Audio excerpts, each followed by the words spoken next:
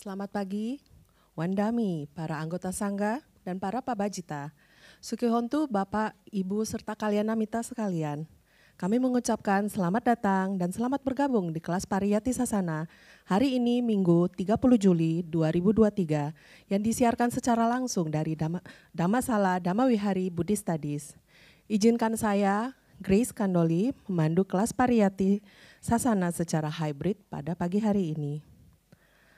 Senang sekali pada pagi hari ini kita dapat berkumpul bersama untuk melakukan kebajikan dengan pembacaan parita, pengambilan sila, dan mendengarkan Dhamma Desana dari Bante Keminda bersama-sama.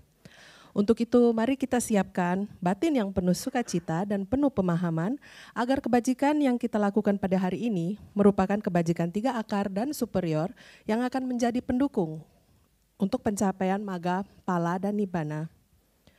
Pada pagi hari ini, Bante Keminda akan membahas penjelasan makna kata demi kata Dhamma pada stansa 303 hingga 305.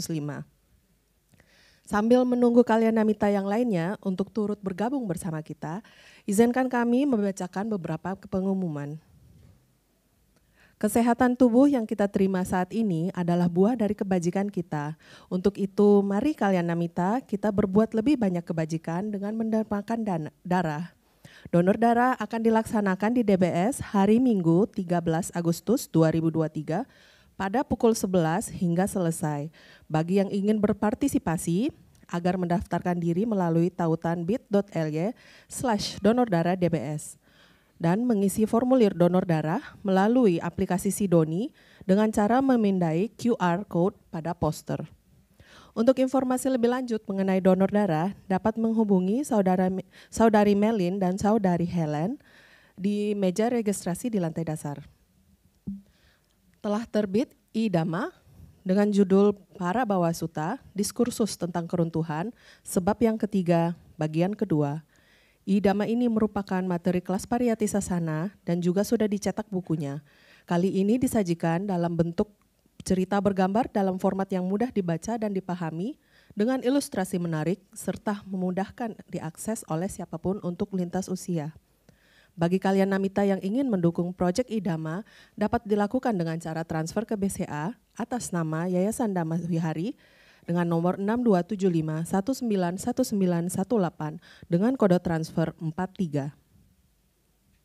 DBS sedang mempersiapkan terjemahan buku pedoman Studi Abhidhamma Volume 3 karya Sayadaw U Silananda yang merupakan lanjutan volume sebelumnya yang akan semakin melengkapi wawasan pentingnya mempelajari Abhidhamma. Dukungan dana dengan cara transfer ke Yayasan Dhammawihari dengan kode transfer 53 di akhir dana Anda dan kami harapkan diterima paling lambat 30 September 2023. DBS juga akan mencetak buku anak seri Dhammapada Pupawaga, stansa tentang puspa bagian kedua. Mari kalian namita mendukung ketersediaan buku-buku Dhamma untuk anak-anak dengan kode transfer 83 dan batas akhir dana 30 September 2023. DBS juga sedang dalam proses pembuatan Pali Nisaya Indonesia, yaitu proyek penterjemahan kata demi kata, kitab Tipitaka dan kitab komentar langsung dari bahasa Pali.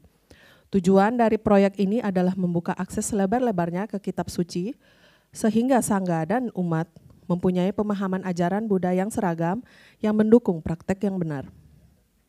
Mari kalian namita berkontribusi pada kebajikan besar demi manfaat kelanggengan sasana dengan mendukung proyek Pali Nisaya Indonesia ini dengan cara transfer ke rekening BCA Yayasan atas nama Yayasan Dhammawihari dengan kode transfer 63.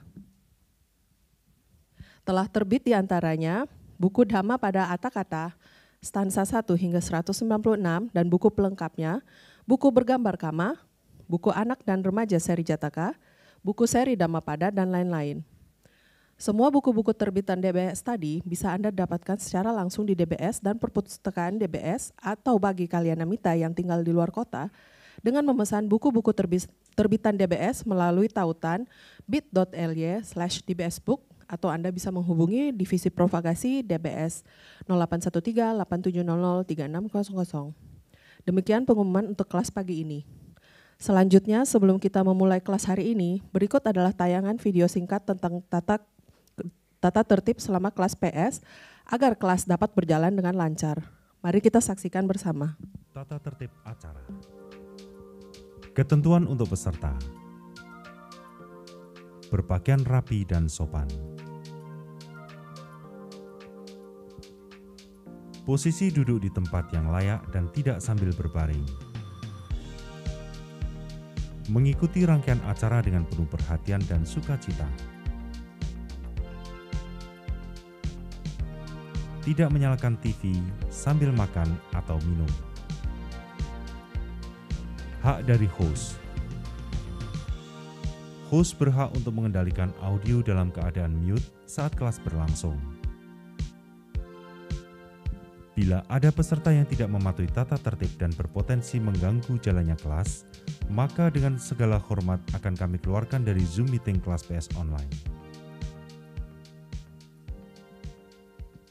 Sebagai tambahan, kelas PS mulai semester ini dimulai dengan membacakan parita pada pukul 8 pagi.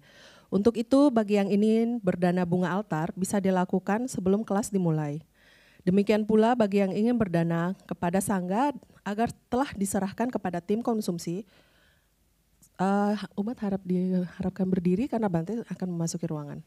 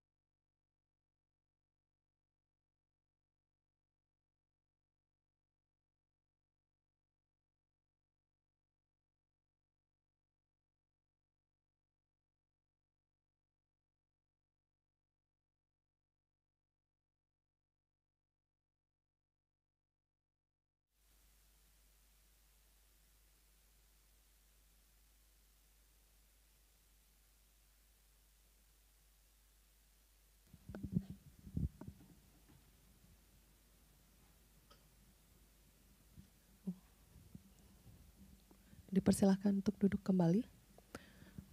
Wandami Bante, selamat datang di kelas PS kedua di semester ini. Semoga Bante selalu dalam keadaan sehat, damai, dan berbahagia. Untuk membuka kelas pagi ini, kita akan mulai dengan mengucapkan permohonan Tisarana dan Pancasila yang dipimpin oleh Bante Keminda dan dipimpin oleh Saudara Yohendi. Mohon kiranya Bante untuk membimbing kami dalam permohonan Tisarana dan Pancasila. Kepada Saudara Yohendi kami persilahkan. Terima kasih Bu Grace. Wandami Bante. Selamat pagi Bapak, Ibu, dan sahabat Dhamma semua. Semoga semua dalam keadaan bahagia, Suki Hontu. Dengan penuh penghormatan, mari kita memohon tuntunan Tisarana dan Pancasila kepada Asin Keminda.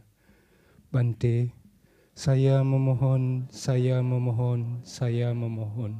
supaya buah dari perbuatan buruk apapun yang telah saya lakukan, baik melalui perbuatan, ucapan, dan pikiran, dapat terhindarkan, dan demi memperoleh jasa kebajikan yang akan memberikan limpahan kepada saya dengan umur panjang, kesehatan, kebebasan dari segala bahaya dan bencana.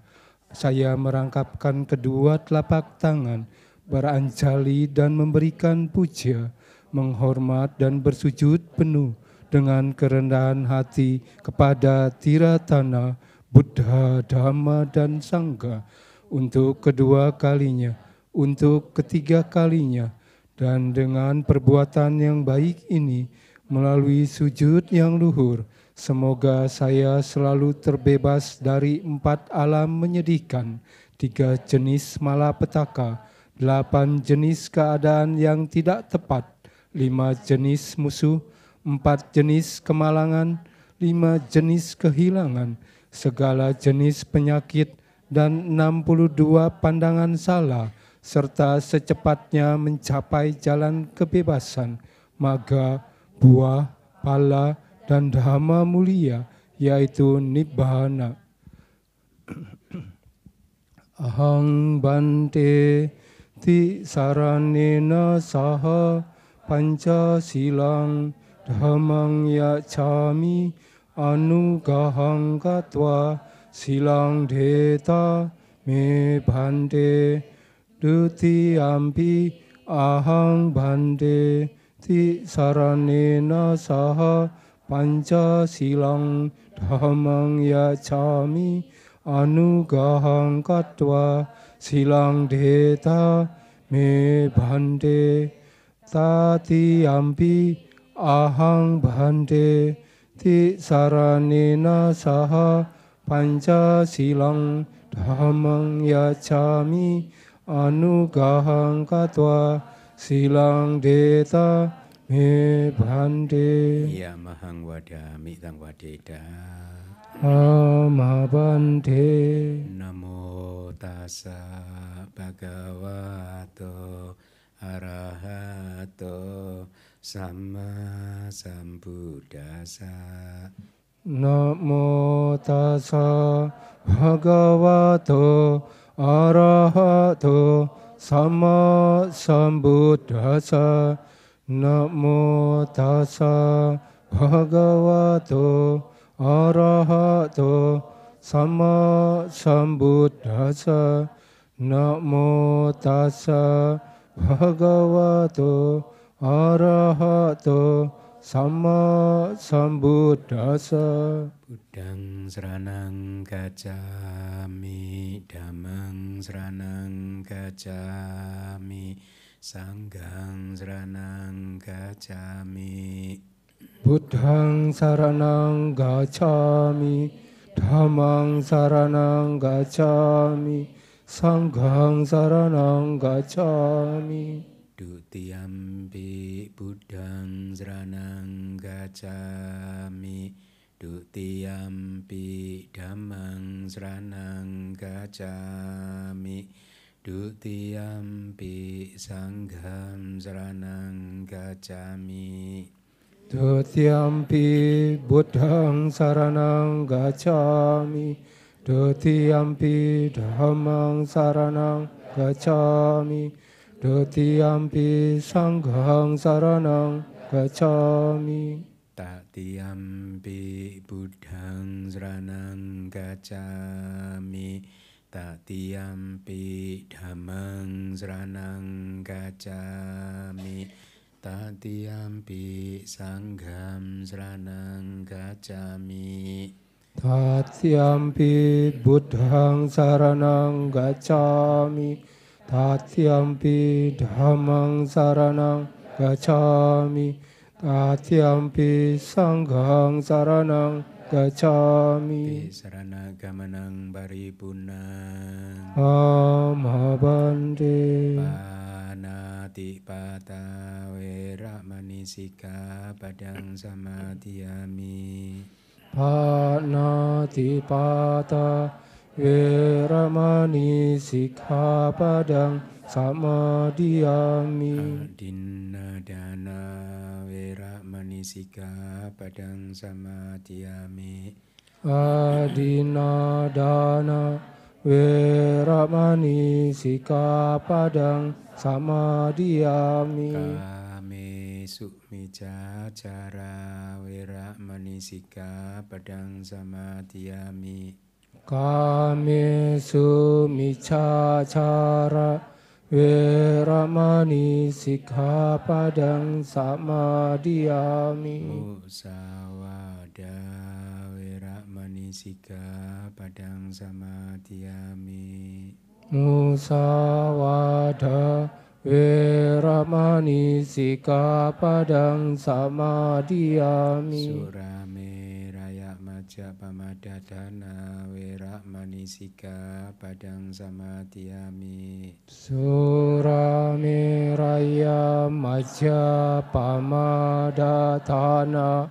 Weramani Sikkhapadang Samadhiyami. Idang me punyang Idang me punya asawakaya asawakaya wahang hotu wahang hotu idang me silang idang me silang nippanasa nippanasa pacayo pacayo hotu hotu ti sarane nak saha Pancasila damang sadugang katua pamadena sampadeda. Amabande sadu sadu sadu. Terima kasih Bante.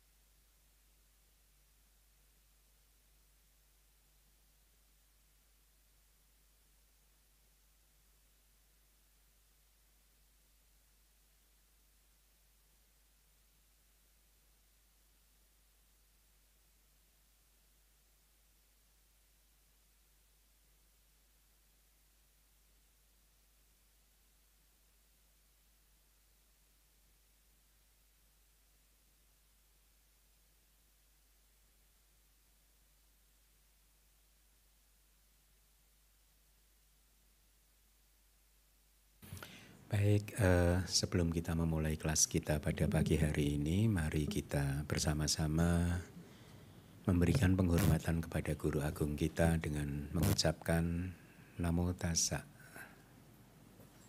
3 kali.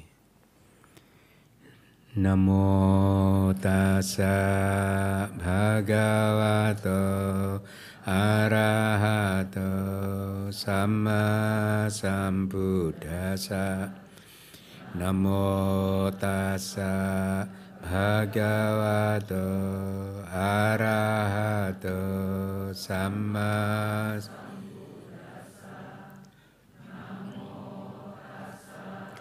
Bhagavato Arahato Samma Sambuddhassa. Baik, Sukihontu para upasaka dan upasika sekalian, semoga Anda semua berada dalam keadaan sehat, damai dan bahagia. Kita bertemu kembali di kelas Pariyati Sasana, also known as kelas kajian Kitab Suci.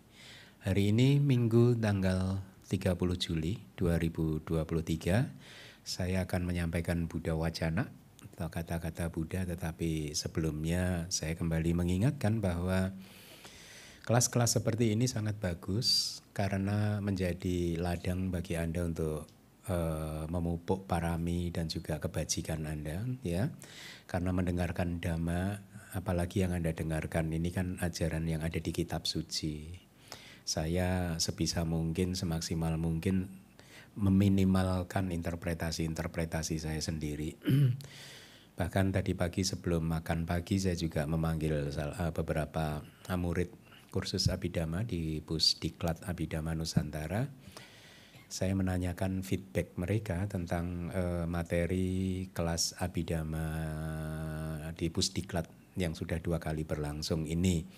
Apakah terlalu berat atau tidak gitu.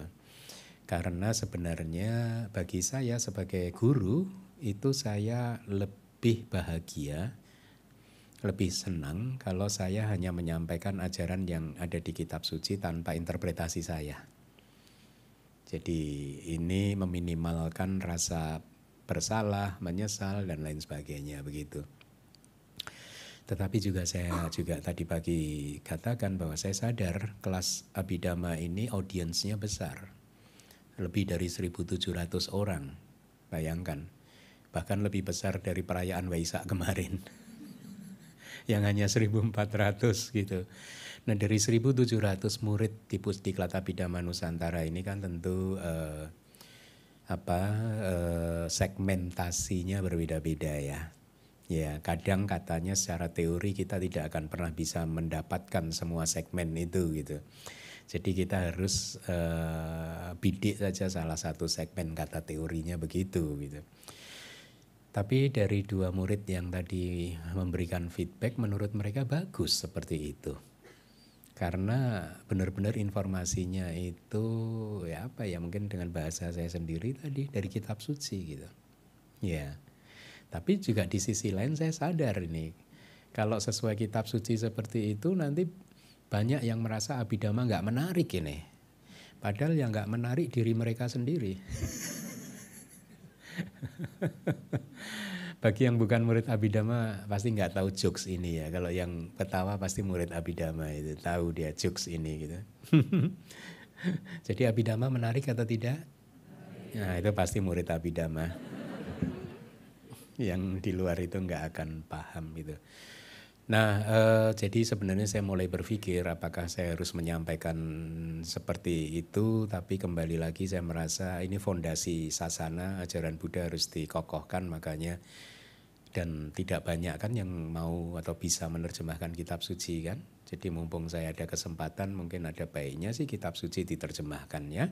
Mungkin nanti saya ambil jalan tengah gitu ya, sambil menyampaikan kitab suci, sambil juga saya elaborasi begitu.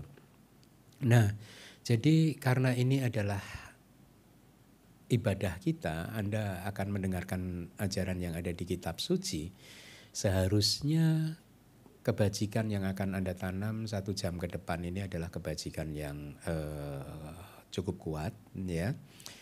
Anda akan menanam 2.160 triliun benih karma baik kira-kira gitu. Dan selain itu mendengarkan dhamma pada waktu yang tepat kan manggala kan, blessing kan, berkat kan ya. Jadi Anda akan mendapatkan banyak manfaat dari kelas seperti ini. Makanya kelas-kelas seperti ini sangat bagus untuk dihadiri begitu. Nah kadang juga saya tahu ada orang yang mengatakan kan belajar lebih baik langsung meditasi. Meditasi lebih baik dari belajar. Iya benar, tapi meditasi yang bagaimana dulu?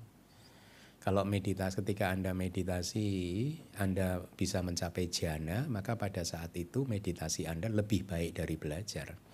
Logikanya begini, ketika Anda belajar, batin Anda bebas dari kilesa.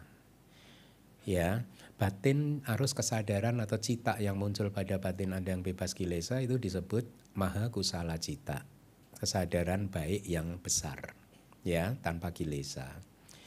Nah, meditasi hanya disebut dibenarkan sebagai sesuatu yang lebih baik dari belajar hanya ketika Anda mencapai jhana atau Anda mencapai magga dan pala.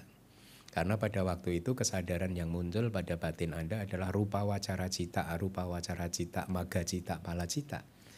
Ya, kesadaran jhana dan kesadaran jalan dan buah itu memang lebih baik dari mahakusala.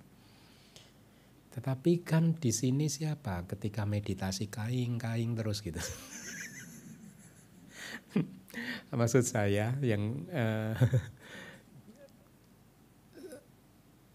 Anda kan juga sering mengalami kan ketika meditasi malah yang muncul aku salah cita. Benar. Nah dalam konteks ini mendengarkan dhamma lebih baik. Karena ketika mendengarkan dhamma Anda selama 1-2 jam ini bebas dari kilesa kan. Ya, dan Anda pasti mendengarkan ajaran kitab suci. Lalu bagaimana Bante? Ya dibagi waktunya. Kalau waktunya mendengarkan dhamma ya dengarkan dhamma. Jangan disia-siakan kesempatannya ya. Kalau waktunya mau meditasi ya bermeditasi. Kan mendengarkan dhamma hanya 2 jam. Sehari kita punya 24 jam. Tinggal diatur aja waktunya. Ya. Nah, jadi itu prolognya, tetapi mungkin saya juga akan sedikit menyampaikan apa yang tadi pagi saya sampaikan kepada umat yang dana makan pagi, karena informasi yang akan saya sampaikan ini bagus, yaitu tentang sejarah munculnya Theravada. Jadi saya akan ringkas saja karena tidak ingin menghemat waktu juga. Jadi sebenarnya di hari Buddha Parinibbana ada salah seorang biku yang sudah tua yang bernama Subhada. Dia ditahbiskan jadi biku di hari tuanya juga. Itu ketika mengetahui Buddha Parinibbana dia happy, senang, bahagia, gembira. Ya, dengan mengucapkan kata-kata yang menurut saya tidak pantas sih. Tadi pagi sih saya sampaikan ke skup umat kecil gitu. Tapi kalau dalam audiens yang besar gini saya rasa nggak pantas untuk saya sampaikan. Intinya biku ini merasa hari ini kita bebas gitu karena sudah tidak ada guru yang memaksa kita untuk mematuhi winaya dan lain sebagainya. Meminta kita menjaga sila, meditasi dan lain sebagainya. Nah, untung yang Mulia Mahakasapa mendengar ini dan merasa ini bisa menjadi isu yang sensitif buat kelangsungan ajaran Buddha. Sehingga beliau berpikir di hari Buddha baru saja parinibbana saja sudah muncul suara-suara sumbang. Ya. Ini kalau tidak segera diambil langkah-langkah yang benar, maka pasti akan membesar suara sumbang ini gitu ya. Jadi singkat cerita yang Mulia Mahakasapa membuat langkah yang brilian, yaitu 3 bulan setelah Buddha Parinibbana mengumpulkan para arahanta, 500 arahanta untuk mengumpulkan ajaran Buddha yang singkat cerita akhirnya menjadi kitab suci kita ini. Itu. Ya, kitab suci kita ini dianggap sebagai kitab yang masih murni dari ajaran Buddha. Nah, dugaan dari Yang Mulia Mahakasapa benar karena isu tadi berkembang terus sampai 100 tahun kemudian murid-murid Buddha terpecah. Ya, singkat cerita akhirnya terbelah menjadi 2, yang satu Mahayana dan sisanya mereka menyebutnya sebagai Hinayana. Yang kita tidak pernah mau pakai istilah Hinayana itu. Karena istilah Hinayana itu istilah untuk mengolok-ngolok. Artinya ini kendaraannya orang yang hina gitu. Tapi kita nggak apa-apa sih dihina-hina sebenarnya juga. Cuman kita lebih memakai kata Theravada. Theravada karena ini adalah deklarasi dari para sesepuh di konsili pertama tadi.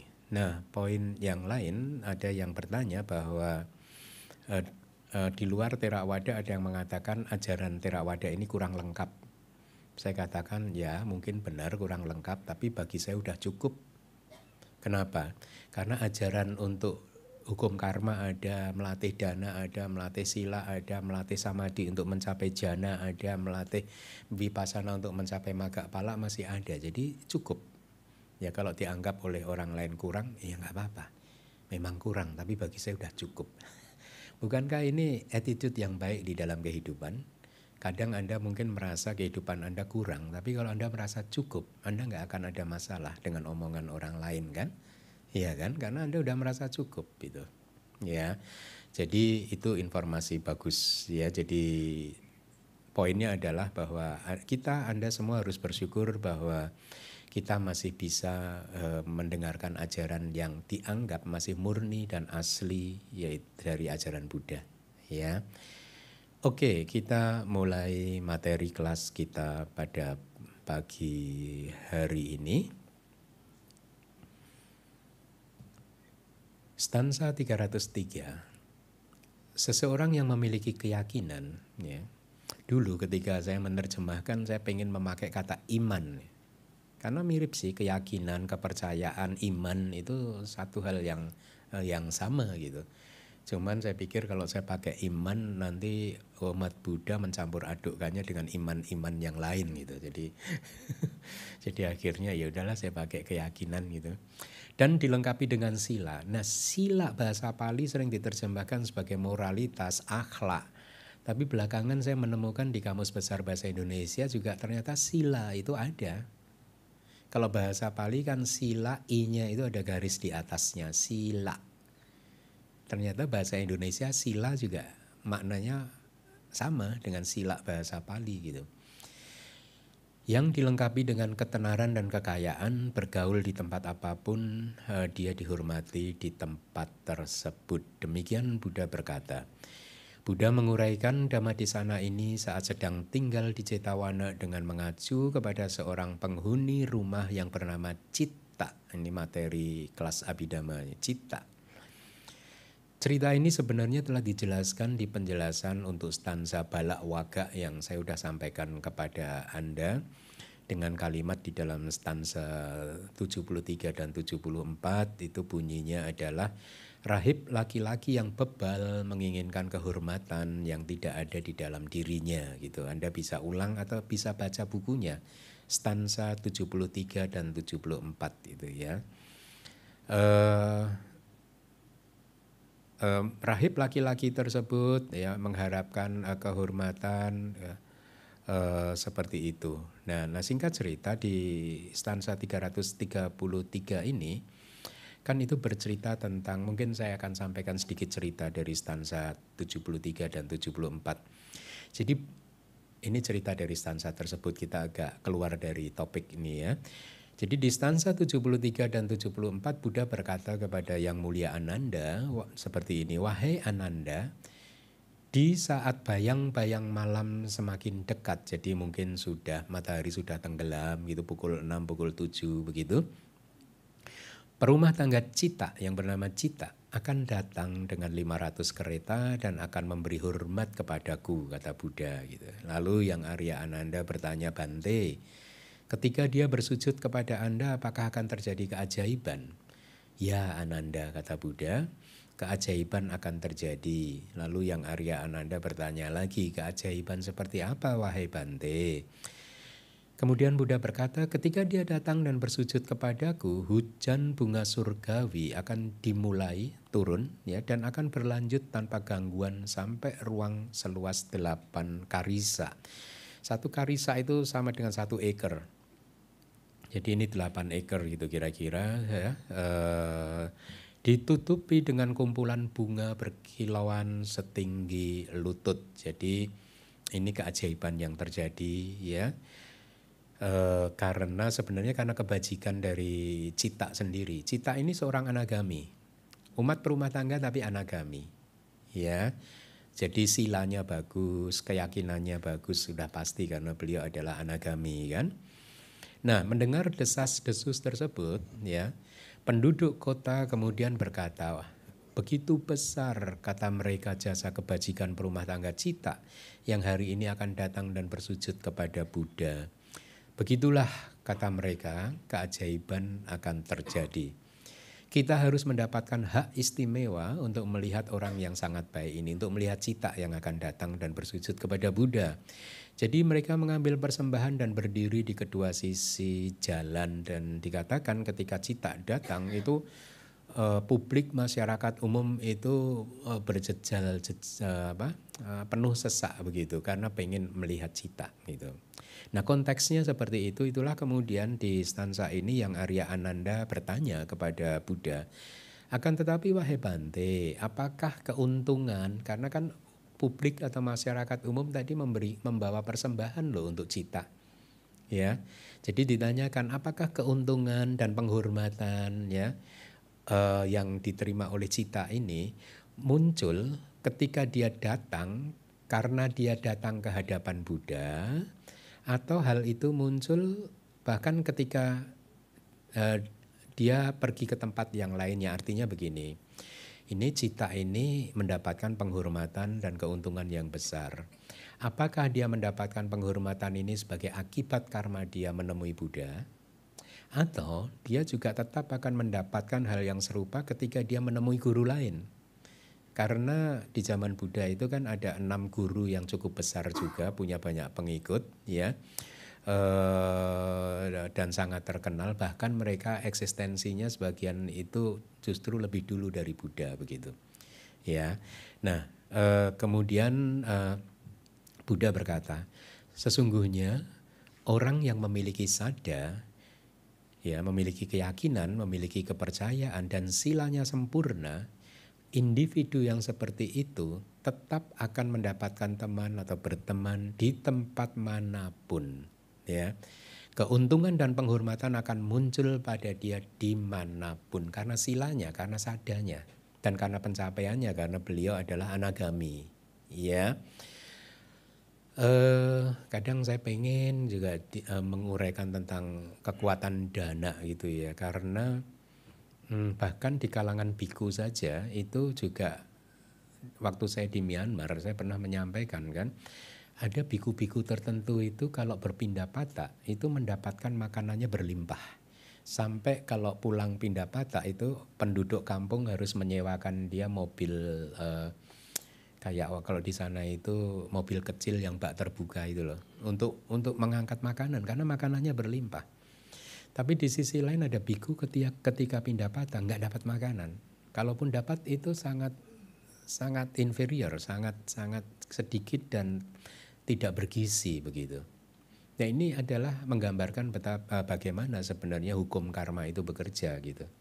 Dan waktu itu ketika saya sarankan kepada biku yang selalu pindah patah tidak dapat makanan atau dapat makanan sedikit, Bante pindah grup aja.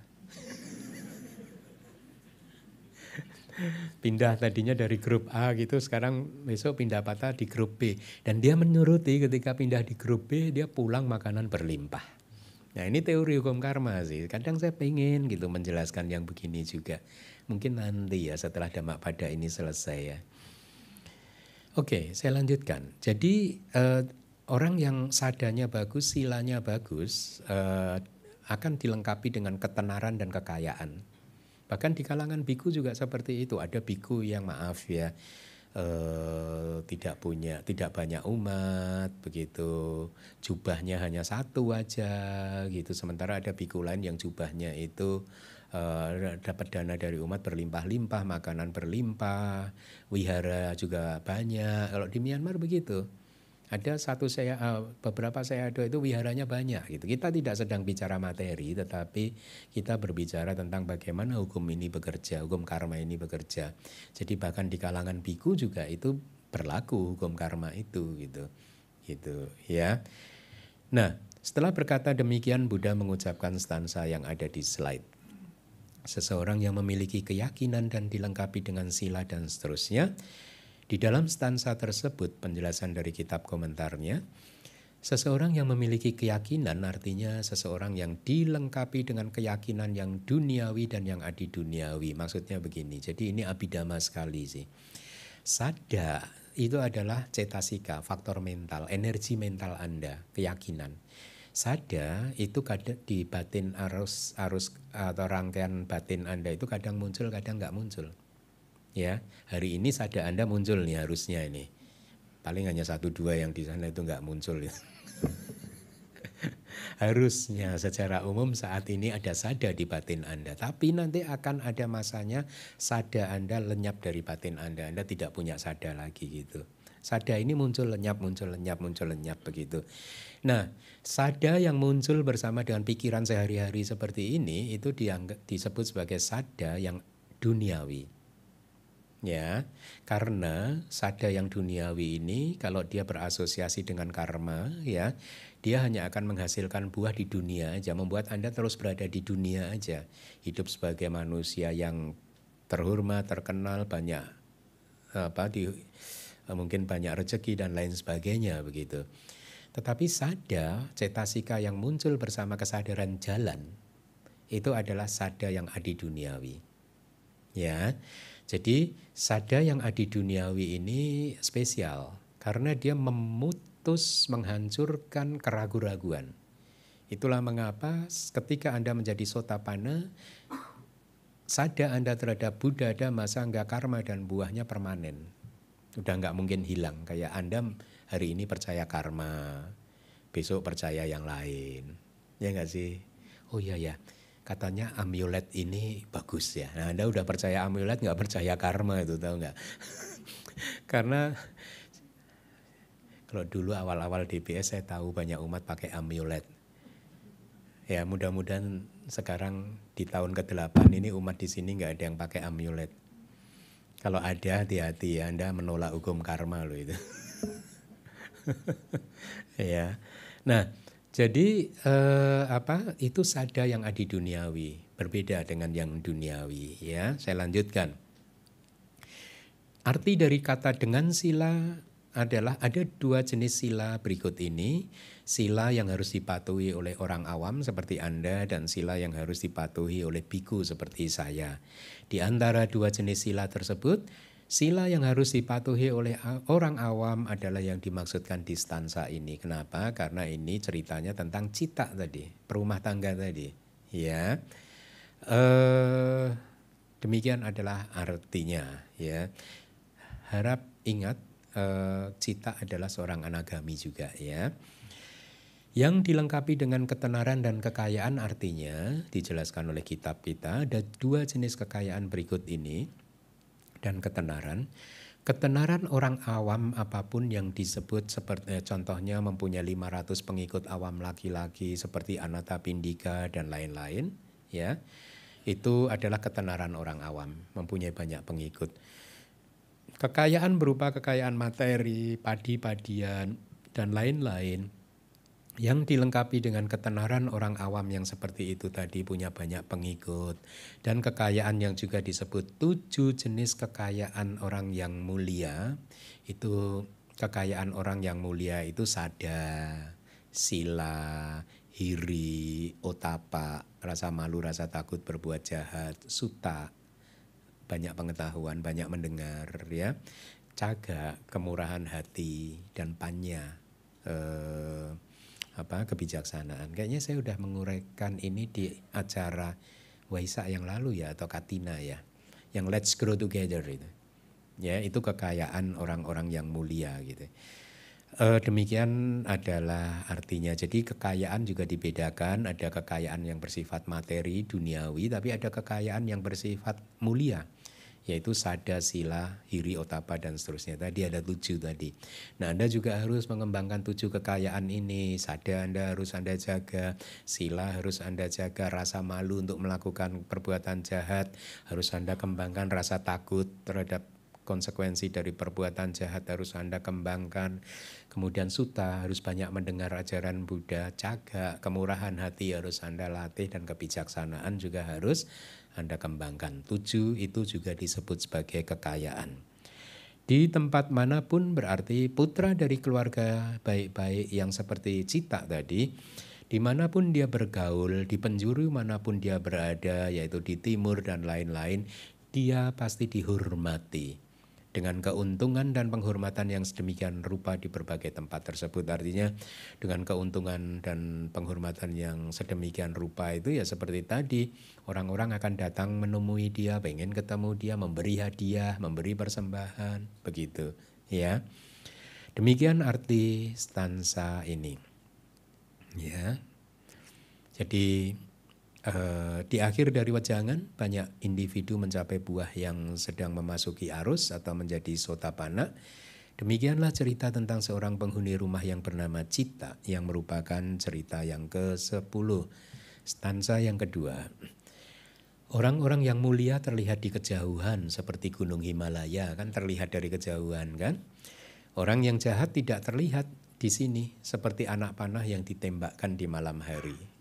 Ya, kadang memang kalau Anda amati di kehidupan ini ada saja loh orang-orang yang walaupun duduk tapi nggak dilihat oleh orang lain.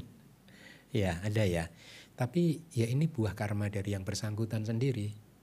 Ya, ada kan orang yang tidak dihormati, orang yang tidak dianggap oleh orang lain. Nah, kita tidak sedang bermaksud untuk merendahkan siapapun, tapi saya sedang menyampaikan kepada Anda, begitulah bekerjanya hukum karma. Ya, ada orang yang sama sekali tidak tenar, ada yang tenar dan lain sebagainya. Ya. Buddha menguraikan Dhammadesana ini saat sedang tinggal di Jetavana dengan mengacu kepada seorang putri Anathapindika. Ini bagus ini, yang bernama Cula Subhada. Diceritakan bahwa sejak dari usia muda, Anathapindika mempunyai seorang sahabat yang merupakan putra dari seorang miliuner yang merupakan penduduk kota Ugana yang bernama Uga. Jadi lihat, Anathapindika pun adalah nantinya menjadi seorang miliuner. Sejak kecil, Hopengnya juga orang yang Hopengkyu ya. Juga orang yang dari kalangan yang kaya raya seperti itu gitu. Ya, jadi circle-nya beliau itu seperti itu, orang-orang kaya seperti itu, akhirnya dia juga jadi orang kaya. Nah ini juga hukum karma sebenarnya sedang bekerja, ya. Jadi karena kebajikan dari Anathapindika di masa lampau, maka dia berada di circle yang seperti itu, begitu. Ya, sama kan kayak dunia sekolah kita dulu kan. Kadang ada teman-teman kita mungkin yang sekolah di sekolahan favorit, itu salah satu keuntungannya kan setelah mereka nanti sama-sama bekerja, mereka membentuk circle yang bagus kan dengan sesama teman mereka itu gitu ya. Sementara kalau di sekolahan yang biasa mungkin circle-nya nggak sebagus mereka yang berasal dari sekolahan favorit begitu ya. Nah saya lanjutkan. Jadi Anathapindika ketika masih kanak-kanak punya satu sahabat yang namanya Uga. Ketika mereka berdua mempelajari seni keterampilan di rumah keluarga guru yang sama, jadi berguru pada guru yang sama, mereka berdua saling membuat kesepakatan seperti ini. Di saat kita sudah mencapai usia yang matang, ketika putra dan putri kita telah lahir, siapapun yang melamar putri untuk putranya di antara mereka berdua, putri tersebut harus diberikan. Paham nggak maksudnya? Jadi mereka bikin kesepakatan. Nanti anak-anak kita nikahkan gitu. Intinya begitu. Kalau ada yang putra dari anak kita melamar, maka putri ini harus diberikan gitu. Ya. Jadi itu kesepakatan mereka berdua. Ketika keduanya telah mencapai usia yang matang, mereka mapan di posisi sebagai miliuner di kotanya masing-masing. Keren ya. Pada suatu waktu ketika sedang sibuk berdagang, miliuner Uga, sahabatnya tadi, tiba di kota Sawati dengan 500 kereta dagangnya. Anathapindika memanggil putrinya yang bernama Cula Subada, ya, dan memerintahkan putrinya seperti ini, wahai putriku, ayah kamu yang bernama miliuner Uga telah datang. Jadi dia sudah membahasakan miliuner Uga sebagai ayah dari putrinya sendiri gitu. Ya. Semua kewajiban yang harus dilakukan untuk dia sekarang menjadi kewajiban kamu, kata Anathapindika kepada putrinya.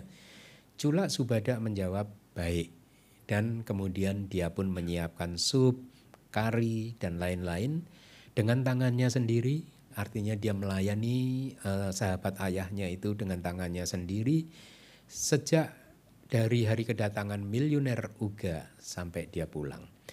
Dia mengatur kalung, bunga, wewangian, kosmetik dan lain-lain. Dia melaksanakan semua kewajibannya dengan baik, mulai dari saat mandi dengan menyiapkan air mandi buat sahabat ayahnya tadi, ya. Dan ketika waktunya makan dia juga menyiapkan segala sesuatunya supaya sahabat ayahnya tadi bisa menikmati makanannya. Setelah melihat keistimewaan perilaku Cula Subada, miliuner Uga yang hatinya menjadi senang. Pada suatu hari dia duduk bersama dengan Anathapindika dalam sebuah percakapan yang menyenangkan. Dia lalu mengingatkan Anathapindika terhadap janji mereka dulu, kesepakatan mereka. Dia berkata seperti ini. Di saat muda kita membuat kesepakatan yang seperti ini, seperti itu, gitulah. Diceritakan kesepakatannya itu tadi. Nah singkat cerita akhirnya Uga melamar Cula Subada untuk putranya sendiri. Akan tetapi kata kitab komentar, berdasarkan sifatnya Uga ini orang yang memiliki pandangan yang salah. Artinya dia tidak mempunyai sadar terhadap Buddha Sasana. Dia penganut ajaran lain. Ya, entah saya di kelas PS atau di kelas Abhidhamma ya saya menyampaikan bahwa di kitab suci ajaran spiritual itu dibagi menjadi dua kelompok besar. Kelompok pertama adalah ajaran Buddha. Kelompok sisanya di luar ajaran Buddha itu disebut oleh Buddha sebagai Titiya. Titiya itu adalah ajaran dari kaum yang memiliki pandangan yang salah. Buddha tidak sedang sombong loh. Kalau mengatakan di luar ajaran dia itu mempunyai pandangan salah loh. Kalau Anda teliti, Anda boleh teliti sendiri. Di luar ajaran Buddha itu pasti mempunyai pandangan salah. Entah ada yang mempercayai ada yang kekal, ya, ada kekekalan, ada pemusnahan, atau kalaupun ada enggak kok kita mengakui kok manusia ini enggak kekal, tapi yang itu kekal, ada satu yang kekal begitu. Jadi tetap saja ada sesuatu yang kekal. Padahal faktanya di seluruh alam semesta ini adalah anicca. Itu fakta. Dan juga anatta. Ya, anicca dan dukkha diajarkan di aliran spiritual lain, ya, tetapi tidak selengkap seperti petunjuk Buddha. Kalau Buddha kan kita melihat anicca bukan karena oh dulu saya muda sekarang tua. Kita diajarkan Buddha untuk melihat anicca ini, bahwa tubuh jasmani ini Anda harus tembus melalui meditasi vipassana Anda. Tubuh jasmani ini benar-benar adalah merupakan fenomena yang muncul dan lenyap. Batin juga merupakan fenomena yang muncul dan lenyap, begitu. Ya, jadinya berbeda. Di luar juga mempunyai anicca dan dukkha, tetapi berbeda. Tapi yang pasti hanya Buddha, ajaran Buddha yang mengajarkan anatta. Di luar ajaran Buddha tidak ada yang mengajarkan anatta. Oke, ya. Nah, saya lanjutkan. Uga memiliki pandangan yang salah, itulah mengapa setelah menginformasikan pandangan Uga tersebut yang memiliki pandangan salah, dilaporkan kepada Buddha. Buddha kemudian mencoba melihat kondisi yang mencukupi atau upanisaya untuk mencapai magga dan pala pada miliuner ini, ya. Dan kemudian dia memanggil Anathapindika bersama dengan istrinya, dan Buddha pun memberikan izin karena Buddha melihat sang miliuner ini bisa mencapai magga dan pala. Gitu, ya.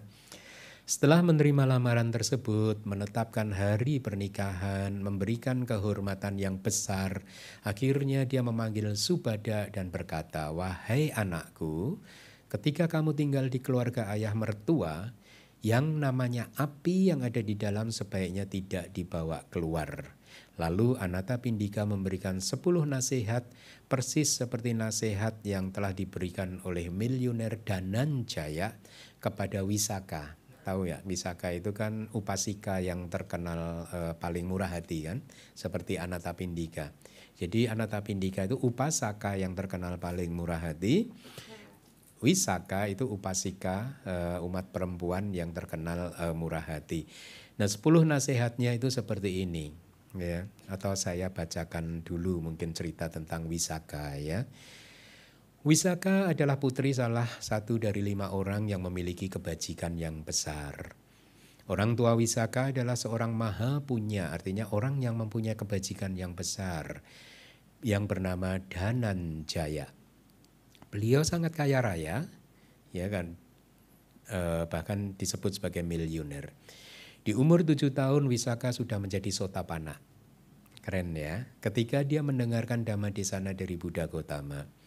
Kakek Wisaka juga adalah seorang miliuner yang bernama Mendaka. Pada waktu itu Raja Bimbisara dan Raja Pasenadi saling menikahi saudara perempuan masing-masing. Pada suatu hari, Raja Pasenadi berpikir, di kerajaan Bimbisara ada 5 mahapunya. Ada 5 orang yang berkebajikan besar. Orang yang berkebajikan besar itu adalah orang yang timbunan kebajikannya sangat besar sehingga dia menjadi orang yang sangat dihormati, memiliki kekayaan besar, mempunyai posisi di strata sosial yang tinggi dan seterusnya. Itu definisi dari maha punya. Maha itu besar, punya itu kebajikan. Begitu digabung maha punya artinya orang yang memiliki kebajikan yang besar, ya. Saya lanjutkan. Ada 5 mahapunya yang super kaya raya, yang memiliki kekayaan yang tidak terbatas, sedangkan di kerajaan saya tidak ada satupun orang yang seperti itu. Ya, alangkah baiknya, Bimbisara berpikir, apabila saya menemui Pasenadi yang berpikir, apabila saya menemui Bimbisara dan meminta 1 mahapunya untuk tinggal di kerajaan saya. Jadi orang yang terkenal tadi diminta 1 dari 5. Singkat cerita dia pun mewujudkan keinginannya tersebut dan menemui Raja Bimbisara. Raja Bimbisara memberikan miliuner Dhananjaya, ayah dari Wisaka, kepada Raja Pasenadi. Keluarga Wisaka pun akhirnya menetap di salah satu kota di wilayah kerajaan Raja Pasenadi yang bernama Kota Saketa. Pada saat Wisaka sudah berumur 15 tahun atau 16 tahun di Kota Sawati, di wilayah kerajaan Pasenadi, ada satu orang kaya, meskipun tidak super kaya, yang bernama Migara. Dia ingin menikahkan putranya yang bernama Punakwadana. Punakwadana sebenarnya tidak ingin menikah, tapi karena terus-menerus didesak oleh orang tuanya, dia pun mau menikah dengan mengajukan syarat. Dia hanya mau menikah dengan gadis yang memiliki panca kalyanani, artinya memiliki 5 kualitas yang mempesona, ya, dari rambutnya, kulitnya, dan lain sebagainya. Singkat cerita, Wisaka memenuhi persyaratan tersebut, dan akhirnya dia pun menikah dengan Punakwadana. Dananjaya, orang tua Wisaka, memberikan kekayaan yang cukup besar kepada Wisaka untuk bekal hidupnya nanti, mungkin warisan gitu ya. Dikatakan di dalam kitab komentar bahwa kekayaan yang luar biasa yang diterima Wisaka adalah buah dari berbagai kemurahan hati yang sudah dia lakukan yang sangat hebat di zaman Buddha Kasapa. Jadi ketika anak menerima warisan itu sesungguhnya buah karma baik si anak. Gitu ya. Sehari sebelum putrinya pergi ke rumah calon suaminya, Dananjaya menasihati Wisaka tentang berbagai perilaku yang sepantasnya dilakukan di rumah keluarga suaminya. Betapa besar kasih sayang Dananjaya kepada Wisaka. Ketika dia mengetahui keesokan harinya putrinya atau Wisaka akan tidak tinggal bersama dia lagi, melainkan tinggal bersama mertuanya, lalu dia memberikan 10 jenis nasihat yang sangat terkenal ini, nasihat untuk para istri, ya. Tapi entah Anda cocok enggak. Api di dalam tidak boleh dibawa keluar. Kalau Anda istri dan suami cekcok tiap hari kan Anda cekcok. Enggak ya. Enggak boleh dicerita-ceritakan keluar. Ya, api dari luar juga tidak boleh dimasukkan ke dalam. Ya, apapun masalah yang ada di luar, suami pulang kerja seharian capek banyak masalah, enggak boleh juga dimasukkan ke dalam rumah. Dana hanya diberikan kepada seseorang, harus menyediakan dana untuk diberikan kepada seseorang yang memberi, yang terbiasa berlatih memberi untuk balas budi. Ya, dana tidak untuk diberikan kepada seseorang yang tidak memberi. Dana diberikan kepada seseorang yang memberi dan juga seseorang yang tidak memberi. Ya, saya harus buka kitab komentarnya ini. Oh ya, ada itu. Sebentar. Dana untuk diberikan hanya kepada seseorang yang memberi, artinya di sini adalah hadiah atau pemberian apapun harus diberikan kepada mereka yang mengembalikan barang pinjaman. Ya, yang hutang pada Anda itulah. Dana tidak diberikan kepada mereka yang tidak memberi, artinya dana tidak diberikan pada mereka yang tidak bayar hutang Anda itu. Dana diberikan kepada seseorang yang memberi dan juga seseorang yang tidak memberi. Dalam kitab komentar dijelaskan seperti ini. Ketika kerabat dan teman-teman yang miskin datang ke rumah Anda, maka pantaslah bagi Anda untuk memberikan dana kepada mereka. Baik mereka itu sebenarnya orang yang mampu mengembalikan nantinya ataupun tidak. Artinya kalau ada kerabat Anda datang ke rumah mungkin meminta pinjaman gitu, ya, Anda maka berikan untuk menolong mereka, ya. Terus nasihat yang keenam, dia harus duduk dengan nyaman. Artinya ketika melihat mertua atau suami, istri harus bangkit dari tempat duduknya. Setuju?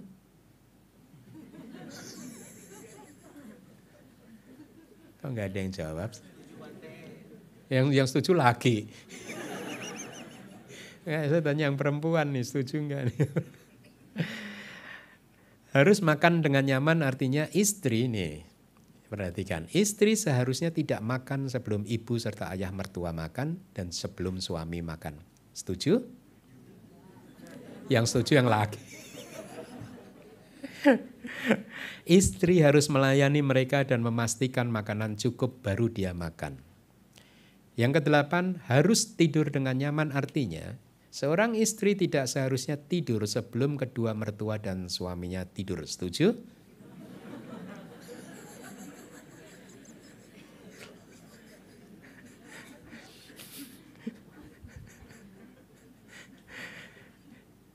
Yang kesembilan, api harus dijaga artinya adalah pantas untuk memandang kedua mertua dan suami sebagai raja api yang besar, sebagai gumpalan api yang besar atau sebagai raja ular, artinya harus dihormati.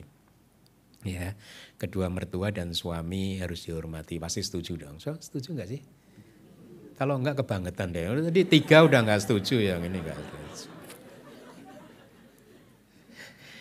Yang terakhir, dewata di dalam rumah harus dihormati, artinya istri harus melihat kedua mertua dan suami sebagai dewata, harus dianggap sebagai dewa, harus dihargai, dihormati. Setuju?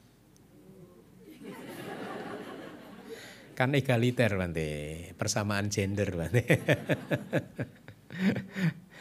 Kita lanjutkan ya materinya. Setelah memberikan 8 kepala keluarga sebagai sponsor untuk Wisaka dengan berkata, kalian amat-amati Wisaka. Jika Wisaka melakukan kesalahan setelah menikah nanti, ya, maka kalian harus menjernihkannya, gitu, ya. Lalu Anatapindika memberikan mahadana, dana yang besar kepada Biku Sangga yang dipimpin oleh Buddha di hari pengiriman putrinya ke rumah mertua. Anatapindika mengirimkan putrinya dengan kehormatan yang sangat besar seperti sedang mempertontonkan dengan jelas kepada dunia kemegahan buah dari perilaku yang baik yang telah dilakukan oleh putrinya di kehidupan yang lampau. Jadi mungkin kayak kalau saya dulu kalau suka nonton film-film kungfu itu kan juga gitu ya, putri kerajaan kalau menikah itu kan kayak dihias besar-besaran, kemudian di sepanjang jalan itu semua rakyat menyambut dengan hiasan yang megah, musiknya juga ditabuh sangat indah begitu ya. Ya, nah dikatakan di sini ini juga merupakan buah dari karma baik yang dilakukan oleh Wisaka di kehidupan yang lampau, gitu ya. Ketika Putri Anatapindika telah tiba di kota Uga, publik membuat penyambutan bersama dengan keluarga papa mertua Wisaka. Cula Subada ya. Ini sudah Cula Subada, maaf saya ralat. Ya, bukan Wisaka lagi ya. Jadi kita bercerita tentang Cula Subada.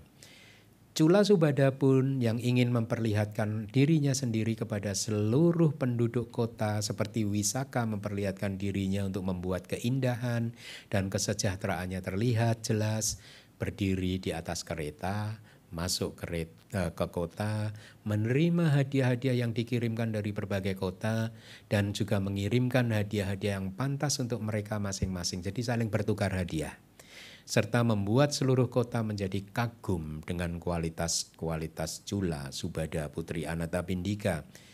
Sekarang, ayah mertua dia yang ingin melakukan penghormatan kepada para pertapa telanjang. Nah, tadi yang dikatakan, ini ayah mertuanya punya pandangan salah. Ternyata dia itu muridnya para pertapa telanjang.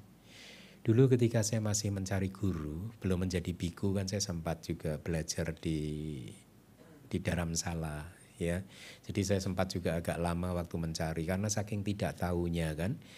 Mungkin sebagian dari Anda tahu kan, ketika keluar dulu kan saya bukan Buddhis kan. Ya, jadi saya tidak tahu agama Buddha itu, saya hanya modal tekad saja saya akan mencari guru. Ketika di Thailand tidak ketemu, saya pindah ke Dharamsala di perkampungan Tibet itu ya. Nah, intinya saya cukup lama di India dan saya masih melihat itu pertapa telanjang itu masih eksis loh, sampai hari itu loh, tahun 2000. Saya masih melihat itu pertapa telanjang itu. Ya, jadi bahkan sebenarnya kan agama Buddha pada tahun-tahun 90-an 2000 itu kan hampir punah sebenarnya juga, enggak eksis sebenarnya di India gitu. Hanya belakangan ini pelan-pelan eksis lagi gitu. Ya. Nah, jadi kita sekarang diinformasikan bahwa mertua dari Cula Subada ternyata adalah umat dari para pertapa telanjang. Jadi ayah mertuanya ingin melakukan penghormatan kepada mereka, lalu mengirimkan pesan kepada Cula Subada seperti ini. Silakan kamu datang dan bersujud kepada para pertapa kami, pada guru kami. Tapi Cula Subada tidak berkeinginan untuk pergi. Kenapa? Karena dia malu dan tidak sanggup untuk melihat orang-orang yang telanjang. ya. Ayah mertuanya mengirimkan pesan berulang kali dan akhirnya karena ditolak terus dia marah, ya, dan berkata, usir dia. Chula Subada memanggil para kepala keluarga yang menjadi sponsornya tadi, yang diminta oleh Anathapindika, dan berkata, tidak ada orang yang bisa meletakkan kesalahan pada saya tanpa sebab. Jadi dia merasa tidak bersalah, ya. Kemudian 8 orang yang menjadi sponsor Chula Subada yang diminta oleh Anathapindika untuk menjernihkan apabila Chula Subada melakukan kesalahan, menginvestigasi, dan setelah mengetahui bahwa Chula Subada tidak melakukan kesalahan apapun, para sponsor kemudian meyakinkan ayah mertuanya, sang miliuner. Ayah mertuanya menginformasikan kepada istri dia, kepada istri si miliuner tadi, perempuan ini tidak menghormat kepada pertapa-pertapa saya dengan alasan mereka tidak memiliki rasa malu, gitu. Setelah memanggil Chula Subada dengan niat seperti ini, seperti apa sebenarnya pertapa-pertapa menantu perempuan ini? Sehingga dia sangat memuji mereka gitu. Jadi pengen tahu Chula Subada ini gurunya siapa gitu kan. Lalu dia berkata seperti ini dalam bentuk syair, tanya jawabnya dalam bentuk syair. Seperti apakah para pertapa kamu sehingga kamu sangat memuji mereka, kira-kira gitulah ya. Apakah sila mereka, apakah praktek mereka, jelaskanlah kepada saya apa yang telah ditanyakan itu gitu. Kemudian Subada menjelaskan kualitas-kualitas Buddha dan muridnya seperti ini. Indria-indria mereka tenang, batin mereka tenang, tenang ketika mereka berjalan dan berdiri, mata mereka melihat ke bawah, ya. Terbatas mereka berbicara, artinya pembicaraan mereka terbatas. Seperti itulah para pertapa saya, gitu. Terus dilanjutkan lagi, karma tubuh mereka suci, karma lisan mereka bersih, karma mental mereka sangat murni. Seperti itulah para pertapa kami, artinya Buddha dan biku, ya, pertapa. Jadi biku itu kadang disebut samana, pertapa juga, ya. Jernih seperti cahaya kerang mutiara, murni di dalam dan di luarnya, artinya murni penampilan luarnya dan juga hatinya gitu. Penuh dengan kualitas-kualitas yang murni, seperti itulah para pertapa saya. Terus dikatakan lagi, dunia ditinggikan karena keuntungan dan direndahkan karena kerugian, tetapi pertapa saya masa bodoh dengan keuntungan dan kerugian.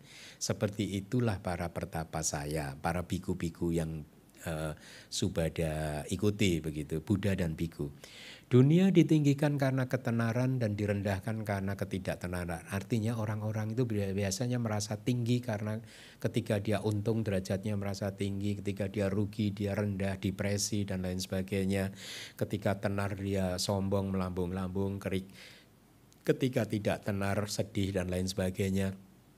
Tapi mereka masa bodoh dengan ketenaran dan ketidaktenaran. Seperti itulah para pertapa saya. Dunia ditinggikan karena pujian, orang-orang merasa ditinggikan karena dipuji, direndahkan karena celaan. Mereka sama dan seimbang di dalam pujian dan celaan. Seperti itulah para pertapa saya. Dunia ditinggikan karena kebahagiaan dan direndahkan karena penderitaan. Artinya orang-orang ketika bahagia itu lupa diri.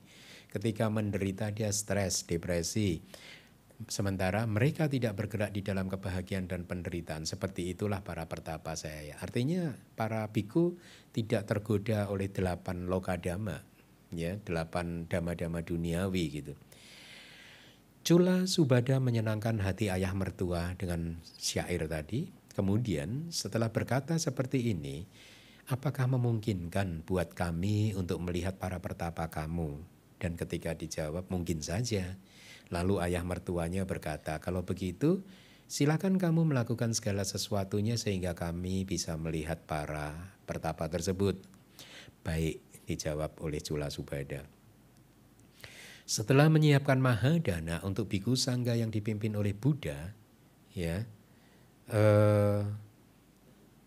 si Chula Subada berdiri di lantai atas rumah besar milik mertuanya, bersujud dengan penuh hormat dengan menghadap ke Jetawana dengan 5 bagian tubuh menyentuh tanah. Anda tahu kan kalau sujud 5 bagian tubuh harus menyentuh lantai kan? Sudah saya ajarkan kan ya. Nah jadi ini Cula Subada berdiri di lotengnya gitu mungkin, terus menghadap ke Wihara Jetawana ya. Terus dia bersujud dengan 5 bagian tubuh menyentuh tanah gitu. Saya dulu ketika pertama kali mencari guru di Thailand dalam keadaan belum menjadi biku, ketika naik angkutan umum itu saya tertarik dengan sikap orang-orang Thailand ketika beberapa kali dalam angkutan umum itu dia begini, di dalam titik-titik tertentu mereka serentak begitu, padahal di angkutan umum itu. Pada awalnya saya tidak tahu mereka ngapain begitu. Belakangan saya baru tahu ketika mereka melihat pagoda dia langsung. Padahal dalam keadaan di kendaraan umum. Ya, jadi itu tradisi Buddhis. Dan kemudian ketika di Myanmar juga orang-orang Myanmar melakukan hal yang sama. Ketika melihat pagoda, meskipun pagodanya ada di atas bukit gitu ya. Yang saya pernah ada di satu bis di Myanmar itu pagodanya di atas gunung begitu.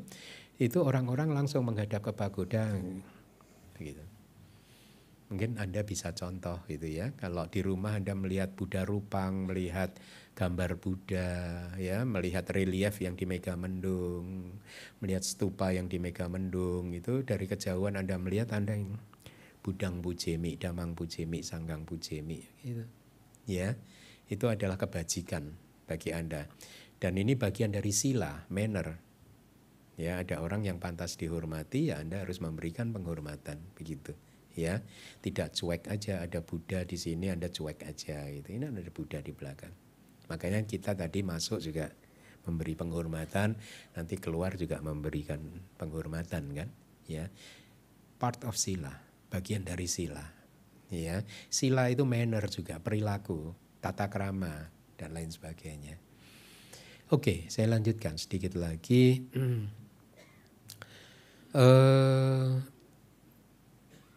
Tadi sampai di mana?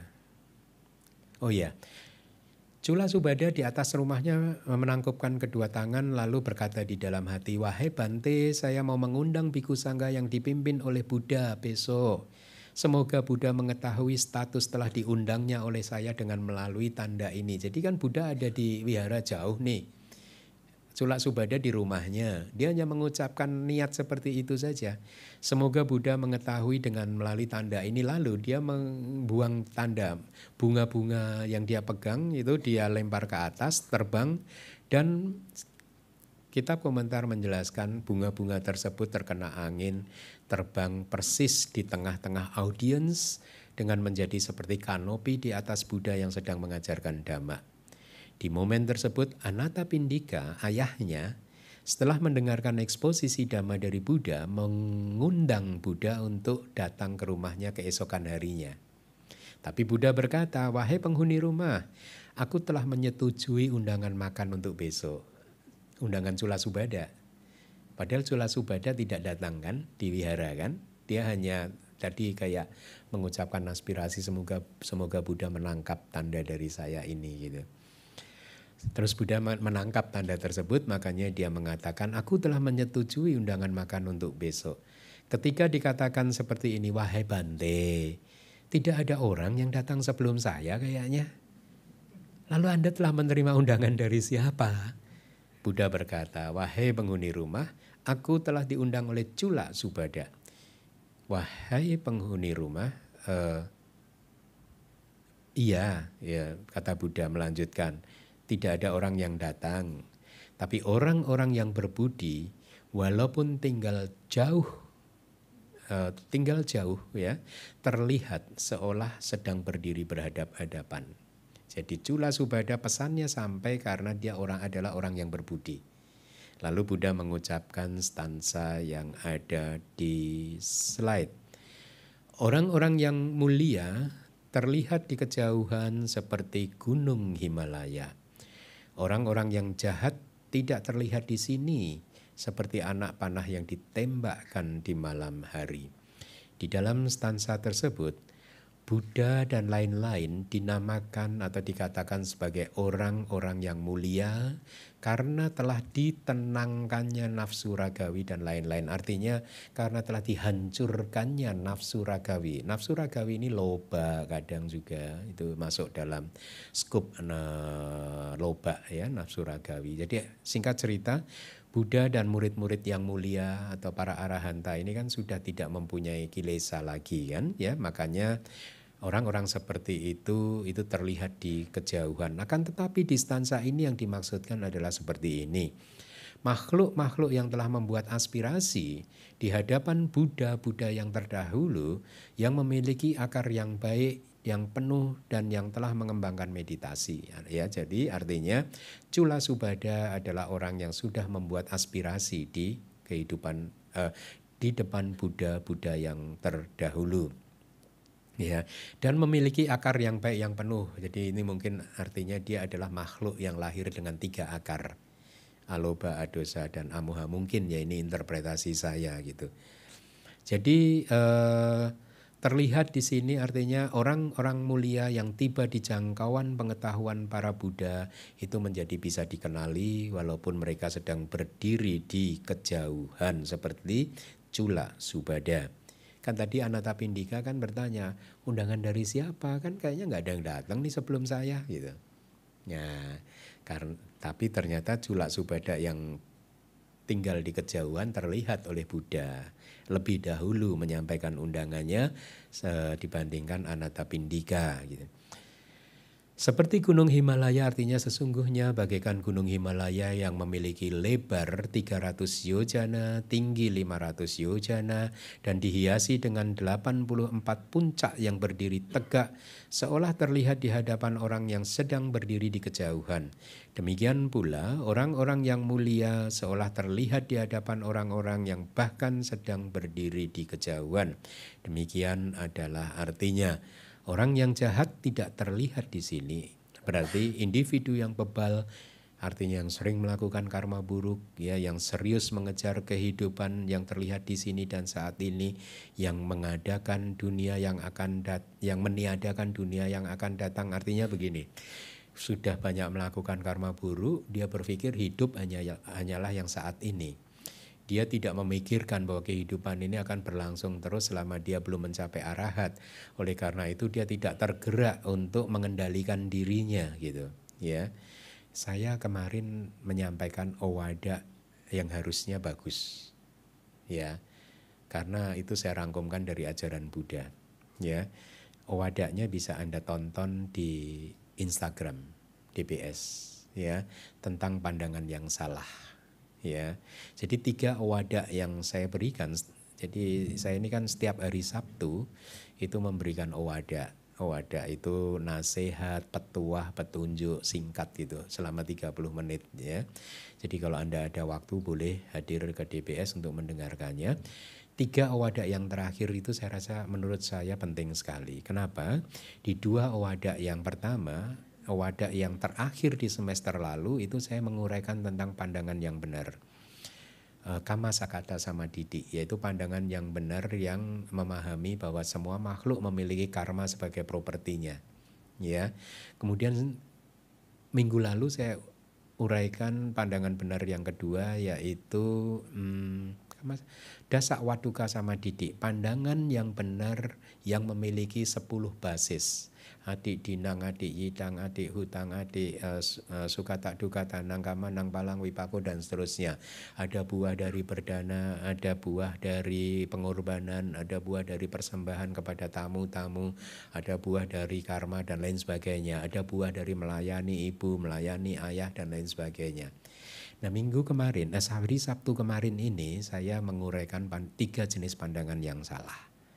Jadi saya sangat mendorong Anda kalau punya Instagram, dengarkan penjelasan saya di Instagramnya Dhamma Wihari Buddhist Studies, ya, supaya Anda tahu ada pandangan-pandangan salah yang harus Anda hindari gitu, ya, dan supaya Anda tahu juga ada pandangan benar, mana pandangan benar yang Anda harus kembangkan, ya.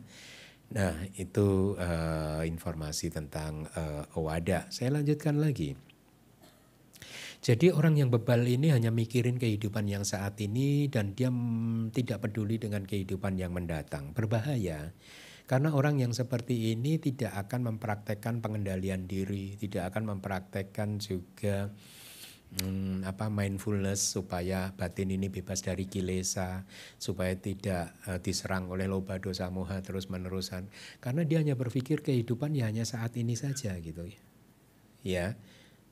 Makanya owada tadi menjadi sangat penting untuk Anda dengarkan gitu. Saya lanjutkan. Yang melihat kebendaan saja, ini orang-orang yang bebal itu kan melihat kebendaan, padahal ada aspek non material kan, spiritual kan, ya. Dan kalaupun menjadi rahib hanyalah demi penghidupan, ya, hanya untuk hidup aja, daripada di rumah makanan nggak enak. Karena di Myanmar itu ada loh yang seperti itu. Beberapa biku pada awalnya ketika umur 7 tahun itu dia minta ke orang tuanya, saya pengen jadi samanera aja gitu. Beberapa dari mereka itu jadi teman kuliah saya. Jadi waktu besar kemudian mereka cerita, dulu itu saya jadi samanera itu motivasi saya sederhana. Kenapa? Di rumah makanan gak enak, di wihara makanan banyak gitu. Ya tapi gak apa-apa.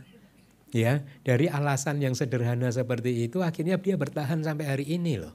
Ada yang udah jadi dokter, ada yang meditasinya bagus, gak apa-apa juga gitu. Jadi Anda yang belum memakai jubah itu, segera pakai jubah, cari alasan apapun gak apa-apa lah gitu. Wah kayaknya enak nih kalau jadi biku nggak harus masak, nggak apa-apa, masuk. Pintu terbuka. Saya lanjutkan lagi, sedikit lagi ya. Nah orang-orang yang seperti itu, bebal seperti itu, walaupun duduk di dekat lutut kanan para Buddha, mereka tidak tampak dan tidak terlihat.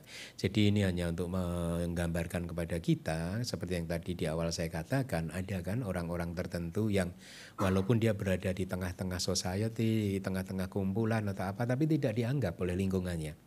Seolah-olah tidak terlihat. Seolah-olah seperti anak panah yang ditembakkan di malam hari, nggak kelihatan begitu ya. Salah siapa? Apakah salah temannya, kumpulannya? Enggak. Salah karma dia. Ya, karena dulu dia melakukan karma buruk, maka sekarang berbuah gitu. Demikian arti stansa ini. Setelah mengetahui seperti ini, undangan Subhada telah disetujui oleh Buddha. Saka yang merupakan raja para dewa memerintahkan dewa Wisakama seperti ini. Tolong kamu ciptakan 500 rumah yang bermenara runcing dan besok bawalah ke hadapan sangga yang dipimpin oleh Buddha ke kota Uga. Keesokan harinya setelah menciptakan 500 bangunan yang bermenara runcing, Dewa Wisakama berdiri di pintu gerbang Wihara Cetawana. Setelah memilih, Buddha akhirnya membawa 500 arahanta, jadi setelah memilihnya yang telah suci saja, duduk di antara bangunan yang bermenara runcing bersama dengan rombongannya dan pergi ke kota Uga. Ketika sedang memandang ke arah jalan kedatangan Buddha yang telah datang dan pergi dengan baik, artinya Tathagata, hanya dengan cara yang telah diberikan oleh Subhada, miliuner Uga bersama dengan rombongannya pun melihat kedatangan Buddha dengan kemuliaan dan kewibawaannya yang agung. Dengan hati yang riang gembira, dia beserta rombongan yang melakukan penghormatan yang besar dengan kalung bunga dan lain-lain menerima, bersujud, memberikan mahadana dan mempersembahkan mahadana selama 7 hari setelah dengan mengundangnya berulang-ulang. Setelah mengamati hal yang bermanfaat untuk miliuner Uga tadi, Buddha pun mengajarkan Dhamma. Terjadi penembusan Dhamma untuk 84.000 makhluk dimulai atau antara lain Uga tadi, mertuanya Cula Subhada tadi. Setelah menoleh ke belakang ke arah sesepuh Anuruddha, Buddha berkata seperti ini. Artinya Buddha menoleh ke belakang lalu berkata kepada sesepuh Anuruddha, kamu tetap tinggal di sini demi kebaikan Cula Subhada. Lalu Buddha pergi ke kota Sawati. Sejak saat itu, kota tersebut memiliki penduduk yang memiliki kekayaan yang berlimpah. Demikianlah cerita tentang Cula Subhada yang merupakan cerita yang ke-8. Baik, berhubung waktunya juga sudah habis, maka stansa yang terakhir kita inikan untuk besok ya, untuk minggu depan, stansa 305. Demikian materi kelas kita pada pagi hari ini, semoga bermanfaat buat Anda dan semoga 2.160 triliun benih karma baik yang sudah Anda tanam selama 1 jam ini bisa memberikan Anda usia panjang, kesehatan, kesuksesan, kebahagiaan di setiap kelahiran Anda, di kelahiran saat ini hingga nanti di kelahiran Anda yang terakhir, dan semoga salah satu benih karma yang Anda tanam pagi hari ini bisa menjadi kondisi yang mencukupi buat pencapaian magga, pala, dan nibbana Anda. Sadu, sadu, sadu. Anumodana Bante atas nama di sana yang telah disampaikan kepada kami pada pagi hari ini. Semoga kami semua mendapatkan manfaat terbaik dari pendengaran Dhamma ini. Bagi kalian Namita yang membutuhkan slide kelas PS, dapat mengunduhnya di website DBS www.dhammawihari.or.id. Selanjutnya kita akan memasuki sesi tanya jawab. Untuk itu, mari kita saksikan bersama tata tertib sesi tanya jawab melalui tayangan video singkat berikut ini. Tata tertib sesi tanya jawab. Bagi peserta yang hadir di DBS, silakan mengacungkan tangan bila ingin bertanya atau klik tanda raise hand bagi peserta yang ada di Zoom. Tim yang akan menentukan siapa yang mendapatkan giliran untuk bertanya. Pertanyaan diharapkan sesuai dengan topik ceramah. Tiap-tiap penanya hanya menanyakan satu pertanyaan terlebih dahulu dan disampaikan secara ringkas dan jelas. Bagi peserta di Zoom yang diperbolehkan bertanya akan di-unmute oleh host. Harap untuk memperkenalkan diri dengan menyebutkan nama dan kota atau negara tempat domisili. Dikarenakan adanya keterbatasan waktu, maka tidak semua penanya akan mendapatkan giliran. Harap maklum. Baiklah, kami persilahkan bagi kalian Namita yang ingin bertanya. Kesempatan pertama kami akan berikan yang di Dhammasala. Ada yang ingin bertanya? Bapak yang ini di depan.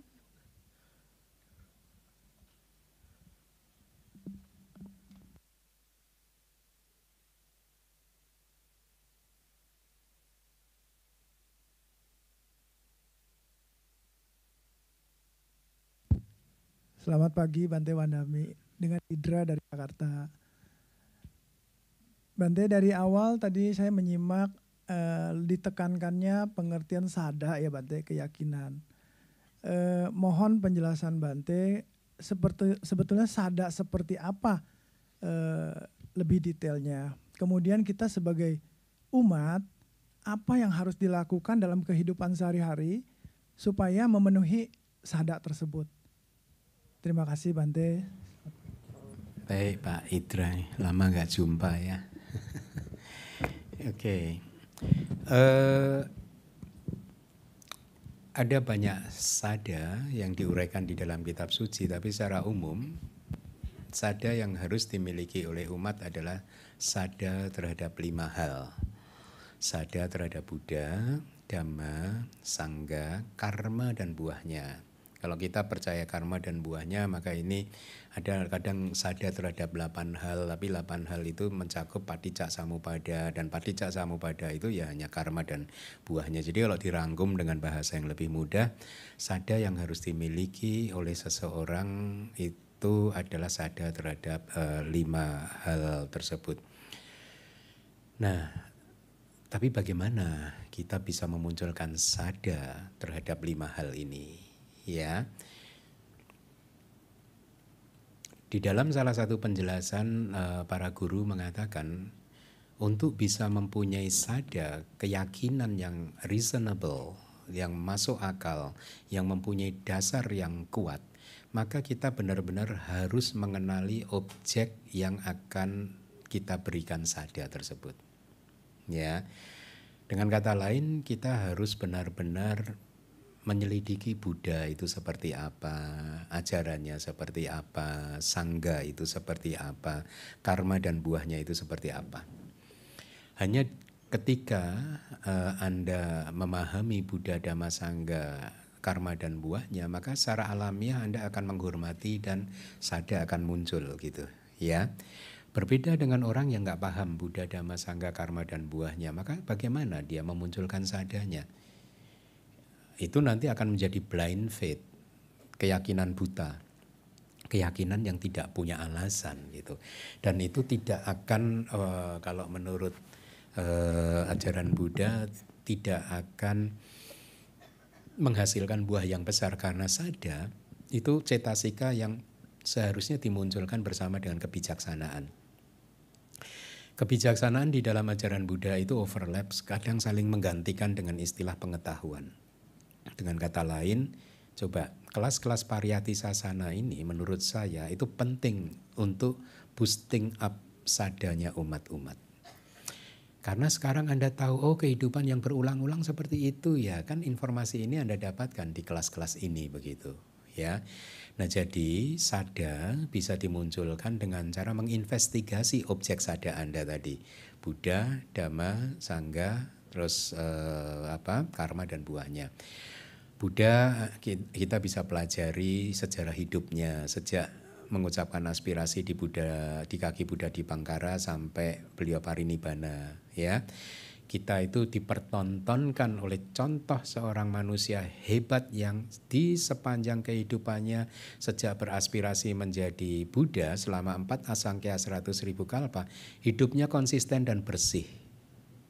Artinya konsisten pada kebaikan dan konsisten pada proses memurnikan hati. Tidak ada pernah satu kali pun Buddha marah, membunuh dan lain sebagainya. Ya. Kemudian ini ajarannya juga konsisten. Kalau Anda selidiki kitab suci kita ini, yang saya sangat hormat pada agama ini adalah konsistensinya. Dan juga tentu efektivitasnya, Pak Indra. Efektivitasnya dalam hal menghancurkan kilesa, melemahkan kilesa dan lain sebagainya gitu. Ini ajaran sangat konsisten. Tripitaka itu bukan supermarket yang jualan apa saja ada. Mau jualan cinta kasih ada, tapi jualan marah ada? Enggak ada. Dalam Tripitaka enggak. Cinta kasih ya cinta kasih. Kemarahan tidak diizinkan oleh Buddha dengan alasan apapun, kepada siapapun. Buddha tidak mengajarkan, oh jangan marah ya kepada sesama umat Buddha, tapi kepada di luar umat Buddha bolehlah marah. Masa enggak? Enggak begitu. Buddha mengajarkan ke semua makhluk. Bahkan ke binatang kita juga diajarkan tidak boleh marah. Ya. Nah, kalau kita benar-benar menghayati yang seperti ini kan mudah untuk memunculkan sada kepada Buddha. Betapa bersyukurnya kita sebagai manusia kali ini pada akhirnya bertemu dengan ajaran atau tokoh yang seperti itu gitu. Ya. Nah, Dhamma bagaimana memunculkan sada, ya Anda pelajari ajaran Buddha itu yang bersih tadi gitu. Yang benar-benar membawa manfaat yang nyata, misalkan dari berdana, menjaga sila dan lain sebagainya, bermeditasi begitu ya. Sangha, Anda bayangkan aja sangha itu kehidupannya kayak begini gitu, penuh dengan peraturan begitu, dan berlatih untuk kemajuan dirinya sendiri seperti itu. Jadi mudah memunculkan inspirasi. Karma dan buahnya juga harus dipelajari gitu. Ya makanya saya menulis buku karma gitu. Kalau belum membaca silahkan Pak Indra baca itu buku karma yang saya tulis. Jadi dengan demikian akan mudah memunculkan sada terhadap 5 hal tersebut. Kemudian tadi yang kedua apa ya tadi ya? Catatan saya, apa yang harus dilakukan oleh umat ya? Ya itu tadi berarti selidiki. Apakah Buddha, Dhamma, Sangha, karma dan buahnya itu benar-benar layak untuk kita berikan iman, kita berikan sada, kepercayaan begitu, supaya sada, iman, keyakinannya Pak Indra bukan membabi buta. Nah, tetapi harus diingat bahwa sada seorang putu jana masih bisa berubah. Ya, sada seorang putu jana masih bisa berubah. Hanya mereka yang sudah mencapai sotapanna udah nggak bisa berubah. Artinya apa ini Bante? Artinya kalau Anda masih putu jana, mungkin kali ini Anda beragama Buddha, tapi tidak tertutup kemungkinan nanti di bagian akhir dari kehidupan Anda pindah agama. Atau mungkin kelahiran besok Anda bukan Buddha lagi.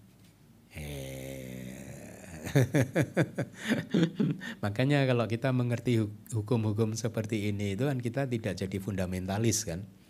Dengan mengatakan, oh kita yang ini, enggak lah, kamu aja sekarang Buddha, putu jana kok, besok juga ganti kan. Dan kita tidak gampang menjudge orang juga yang saat ini bukan Buddhis. Ya toh? Saya ini termasuk biku dalam tanda kutip gagal karena tidak berhasil membudiskan seluruh keluarga saya. Tapi karena saya paham nggak apa-apa, mereka saat ini bukan Buddhis, ya kan? Tapi kan besok bisa jadi dia Buddhis setelah kelahiran ini. Yang penting saya siapkan aja fondasi-fondasinya di kehidupannya yang saat ini. Nah demikian Pak Idra, mudah-mudahan menjawab. Sadu, sadu, sadu. Untuk penanya selanjutnya kita ke Zoom dengan Saudara Putu Gede Mudana. Silahkan Bapak. Wandemi Bante, mohon saya Putu Gede Mudana dari Bali. Mohon izin bertanya Bante. Nah pada saat kesadaran menikmati objek di pintu panca indera dan pintu batin, kesadaran ini sangat aktif bergerak dan sangat sulit untuk tenang dan tidak pernah puas. Bahkan tadi Bante sebutkan dalam meditasi pun yang dominan yang muncul adalah batin yang aktif bergerak dan pengotor-pengotor batin ini. Nah, sekarang pertanyaannya mohon pencerahannya Bante. Bagaimana cara agar batin itu agar lebih pasif dan tenang serta sati semakin kokoh. Anumodana Bante. Iya, baik Pak. Batin yang tidak terlatih memang seperti itu, yang diberi istilah digambarkan oleh Buddha seperti monyet ya, yang melompat dari satu dahan pohon ke dahan yang lain ya. Jadi batin yang tidak terlatih ya gitu, meloncat dari satu objek ke objek yang lain seperti itu ya.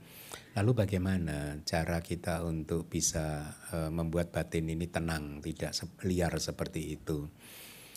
Buddha sudah menunjukkan kepada kita cara untuk menundukkan batin yang liar tersebut, satu ya, dengan latihan yang bertahap. Ya, kilesa ini kan muncul di 3 pintu, Pak. Pintu lisan, pintu perbuatan tubuh, dan pintu batin. Nah, strategi yang pertama, pintu lisan dan pintu tubuh harus dikendalikan dulu. Cara mengendalikannya adalah dengan sila. Jadi coba Bapak latih, jaga, amalkan Pancasila ya. Jangan ada yang pecah, bocor, dilanggar ya. Karena ketika sila Bapak sudah murni, maka kilesa-kilesa yang kasar yang biasanya muncul melalui ucapan dan juga tubuh, perbuatan tubuh akan terkendali. Dalam keadaan pintu lisan dan pintu tubuh sudah terkendali seperti itu, secara ajaran Buddha mengatakan, maka ini akan menjadi fondasi yang cukup kuat untuk membersihkan pintu batin melalui meditasi. Itulah mengapa sering sekali kita mendengar nasihat ya, sila, samadhi, panya. Sila adalah fondasi untuk samadhi, samadhi adalah fondasi untuk panya gitu. Ya, jadi makanya penting juga untuk mempunyai sila yang dijaga dengan baik. Karena dengan sila yang terjaga dengan baik, maka kilesa-kilesa yang kasar itu sudah kayak diikat begitu, Pak. Jadi tidak lagi aktif bergerak lagi gitu. Ya. Nah, sekarang bagaimana melatih batin ini supaya tidak liar lari ke sana, lari ke sini? Buddha memberikan contoh seperti ini. Ibaratnya ada seekor kerbau yang liar, ya. Dia bertenaga dan sangat liar, ya. Dan kerbau ini akan ditundukkan. Maka cara menundukkannya adalah dia diikat di lehernya begitu ya, dengan tali yang kuat. Kemudian ujung tali yang satunya itu diikat di satu pilar. Ya, pilar yang kuat gitu. Nah, kerbau yang sudah diikat dengan tali ke pilar tersebut, karena dia liar, dia pengen berontak, dia lari ke sana sini, lari lagi gitu. Tapi akhirnya lama-kelamaan dia kecapean karena dia mulai tahu bahwa kemanapun dia berontak, dia nggak pernah bisa jauh dari pilar tersebut karena terikat oleh tali tadi itu. Ya, ketika dia berontak nggak bisa menjauh dari pilar karena terikat oleh tali, lama-kelamaan dia kelelahan dan akhirnya kerbau yang liar tadi terduduk diam. Inilah perumpamaan yang dipakai oleh Buddha untuk mencapai samadhi, untuk mencapai konsentrasi yang benar. Kerbau yang liar adalah perumpamaan pikiran orang yang tidak terlatih, yang lari ke sana kemari. Ya, tali itu adalah sati, mindfulness, atau sering untuk saat ini saya terjemahkan sebagai perhatian yang penuh. Ya, pilar itu adalah perumpamaan untuk objek meditasi Anda. Kalau Anda terbiasa berlatih meditasi anapanasati, maka pilarnya adalah nafas yang sedang bekerja di saat ini. Jadi ketika Anda bermeditasi mengamati nafas masuk dan nafas keluar, pikiran Anda lari ke sana sini, sati Anda ingat, ini kerbaunya sedang lari ini. Maka ketika sati ingat, tarik lagi ke nafas masuk dan nafas keluar sebagai pilar dari kerbau tadi, ya. Jadi kerbau adalah perumpamaan untuk pikiran yang liar, tali adalah perumpamaan untuk sati, perhatian yang penuh atau eling begitu. Kemudian pilar itu adalah objek meditasi. Dalam hal ini mungkin nafas masuk dan nafas keluar. Jadi itulah yang terjadi ketika orang yang belum terlatih bermeditasi, pikirannya akan terus keluar atau lari dari objek meditasinya. Ya nggak apa-apa, tarik lagi saja ke objek meditasinya. Nanti lama-lama pikiran itu akan kelelahan seperti kerbau yang liar tadi yang sudah akhirnya terduduk begitu. Kira-kira begitu yang harus dilakukan untuk mengendalikan pikiran dan batin, Pak. Anda dari Bali ya, Pak? Bapak dari Bali ya? Oh, oke. Sadu. Untuk penanya selanjutnya kita ke Dhammasala lagi. Tadi yang sebelah situ yang baju hitam. Iya.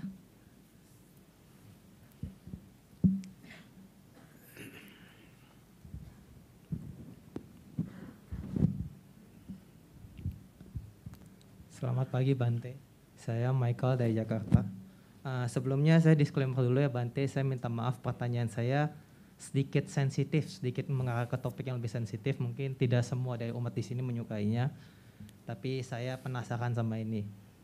Nah Bante, untuk generasi Z sekarang kan lagi bertumbuh banget, lagi pesat banget dari YouTube, dari Instagram, dari TikTok dan lain-lain tentang yang namanya satanisme, demonisme, Lucifer dan lain-lain Bante. Nah, ini pertanyaan gak relate sama topik hari ini, tapi dia lebih relate ke topik minggu lalu.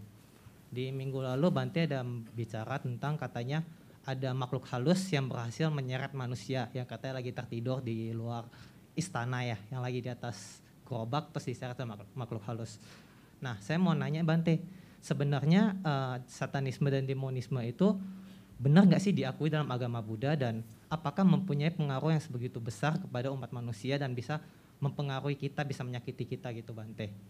Terima kasih Bante. Coba Anda definisikan dulu satanisme, demonisme itu bagaimana? Satanisme ya kayak Satan, terus Lucifer, terus Lucifer itu Satan juga ya? Iya, bagian dari mereka semua lah Bante. Roh jahat lah. Iya betul.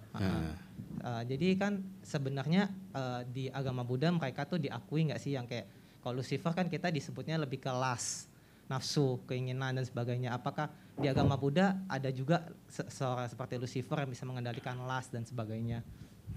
Oh, kita pengendali diri kita sendiri, tapi di ajaran Buddha makhluk halus memang ada. Cuman istilah setan itu dalam agama Buddha itu mara itu. Mara itu, nah ini yang agak berbeda dengan tradisi ajaran lain. Kalau satan itu kan dianggap makhluk neraka kan. Betul. Kalau setan menurut ajaran Buddha, mara itu adalah sebenarnya dewa. Nah dewa ini karena jealousy-nya yang sangat tinggi, dia tidak ingin ada makhluk yang masuk nibbana. Karena ketika masuk ke nibbana, makhluk ini atau sudah merealisasi nibbana, sudah menjadi Arya, makhluk ini berada di luar jangkauan dari dewa mara ini, begitu. Tapi kalau setan sebagai makhluk rendah yang selalu mengganggu manusia, nggak ada di dalam ajaran Buddha. Wah kalau ada saya nggak berani tinggal di hutan. Saya kan senang tinggal di hutan gitu. Ya, jadi makhluk halus yang kalau yang dekat dengan kita ini kan ada dewa yang terikat oleh bumi, yang mungkin secara awam dikenal sebagai dewa bumi. Kemudian peta, asura, binatang juga itu kan memang berdekatan dengan kita hidupnya kan. Sebenarnya kalau kita baik-baik saja, ya, maka mereka juga akan baik-baik saja. Ya, nah. Ada 1-2 kasus itu terjadi karena apa? Ada karena seseorang apa ya kata yang tepat ya kayak menantang mereka begitu. Sombong, mereka udah punya mantra sakti yang bisa menaklukkan makhluk halus, maka mereka sesumbar di tempat-tempat seperti hutan, pekuburan dan lain sebagainya yang memang banyak makhluk halusnya begitu. Nah karena sesumbar ya kadang memang ada yang digoda, tapi selebihnya kalau kita ini baik-baik saja saya rasa nggak pernah ada kejadian. Kalau yang pernah ada kejadian itu ya mungkin juga karena ada karma masa lalu juga ya yang harus berbuah pada saat itu. Tapi kasusnya sedikit sekali. Makanya lebih baik ditiadakan. Karena saking sedikitnya kasus-kasus seperti itu gitu. Kenapa saya selalu menganggap hal-hal seperti itu tidak ada, itu lebih bagus bagi orang awam seperti Anda supaya nggak ketakutan. Ketakutan itu seringkali muncul karena pikiran Anda sendiri yang salah. Para umat ini takut ke sini, takut ke sana gitu. Beberapa umat lapor ke saya, Bante, saya takut. Nah, kemarin saya diliatin. Liatin apa? Kayaknya ada bayangan lewat. Terus ngapain? Ya hanya lewat aja sih, Bante. Loh lewat kok takut ya? Lah terus takutnya di mana? Gitu saya bilang gitu. Orang nggak ngapa-ngapain loh. Nah pernah ada kejadian gitu, ini di Singapura kejadiannya.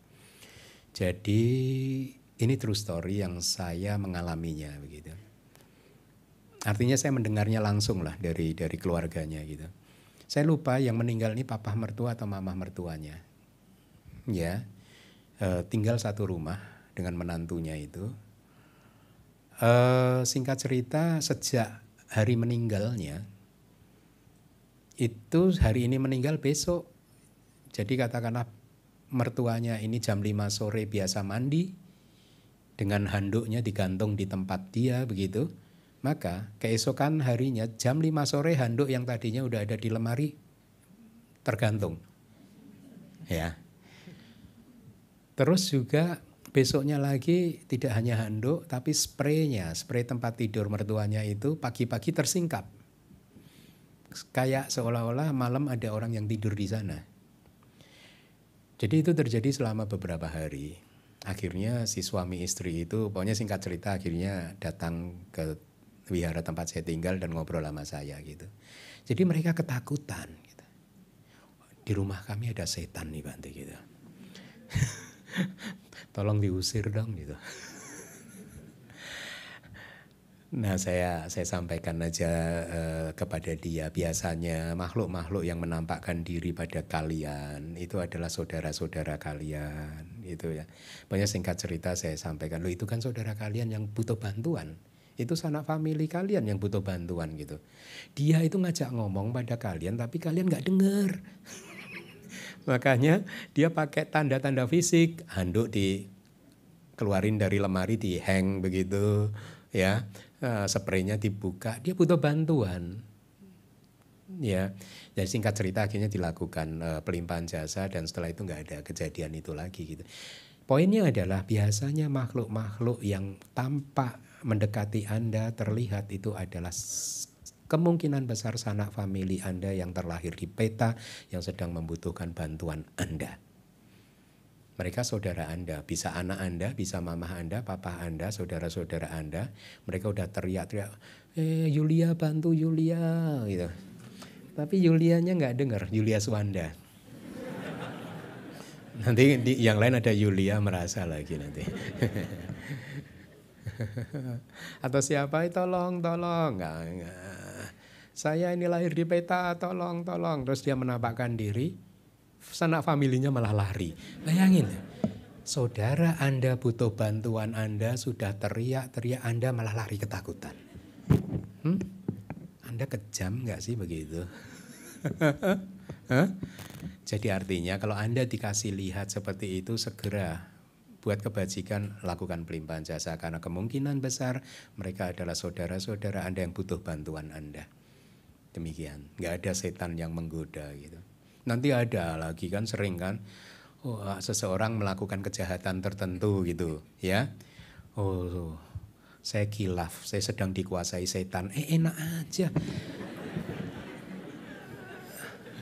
Tahu nggak, setan itu di sana sering rapat loh. Kita ini difitnah terus sama orang-orang ya gitu. Kita nggak ngapa-ngapain. Setiap kali manusia melakukan kejahatan, berlindung, saya dikuasai setan, digoda setan. Kasihan loh setan itu. Gitu ya. Mudah-mudahan menjawab. Terima kasih Bante. Sadu. Untuk penanya berikutnya, kita ke Zoom dengan saudara Matthew Rahmat.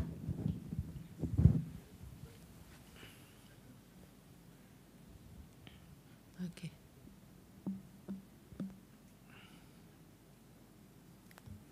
Suaranya nggak terdengar dan agak.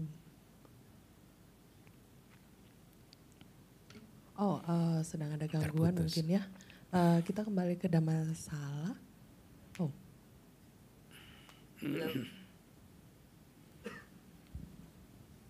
Suaranya nggak kedengeran, Bapak? Suara Anda terputus-putus, Pak. Nggak kedengaran. Mungkin di skip ke Dhammasala dulu. Iya, kita ke Dhammasala Mengingat dulu ya. waktu ya. Maaf ya Bapak. Maaf ya, suaranya nggak kedengaran, Pak.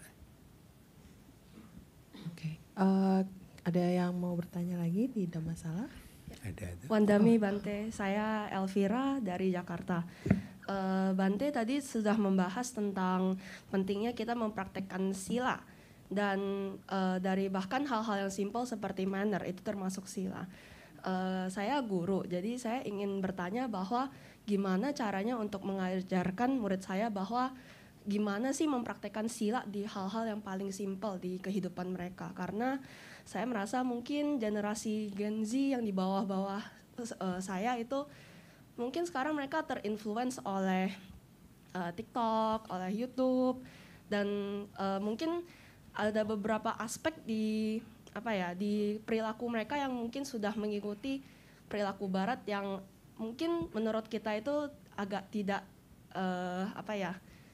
sesuai dengan usia mereka. Jadi gimana caranya agar bisa mengajarkan mereka itu hidup sesuai sila? Iya, ini persis dengan topik ngobrol saya tadi pagi setelah makan pagi sih. Jadi satu umat mengatakan kepada saya, aduh anak-anak, saya udah nggak paham nih gen apa sih tadi apa udah nggak ngerti saya itu. Saya kelahiran 67 udah nggak paham yang gini-gini ini. Ya memang katanya berubah gitu. Teman tadi pagi ada percakapan yang menarik antara saya dan satu umat. Atau mungkin karena pendidikan orang sekarang ini kan rata-rata anak sekarang ini sekolah di sekolah internasional. Dengan memakai mediumnya itu bahasa Inggris. Sehingga akhirnya sadar atau tidak sadar terinfluence dengan Western culture. Ya, dengan budaya-budaya Barat, budaya-budaya bule begitu. Sehingga katanya anak-anak sekarang itu ya begitu. Kalau sama orang tua katanya juga nggak seperti anak-anak zaman generasi sebelumnya, begitu dan lain sebagainya. Sehingga kemudian saya menimpali, oh iya saya juga merasakan sih. Dulu kami di Jawa itu kalau ada anak bicara dengan orang yang lebih tua atau dengan sesama bahkan dengan menggunakan bahasa Indonesia, kita itu menjadi anak yang kayak tercela loh sebenarnya. Kenapa? Karena dianggap nggak punya manner.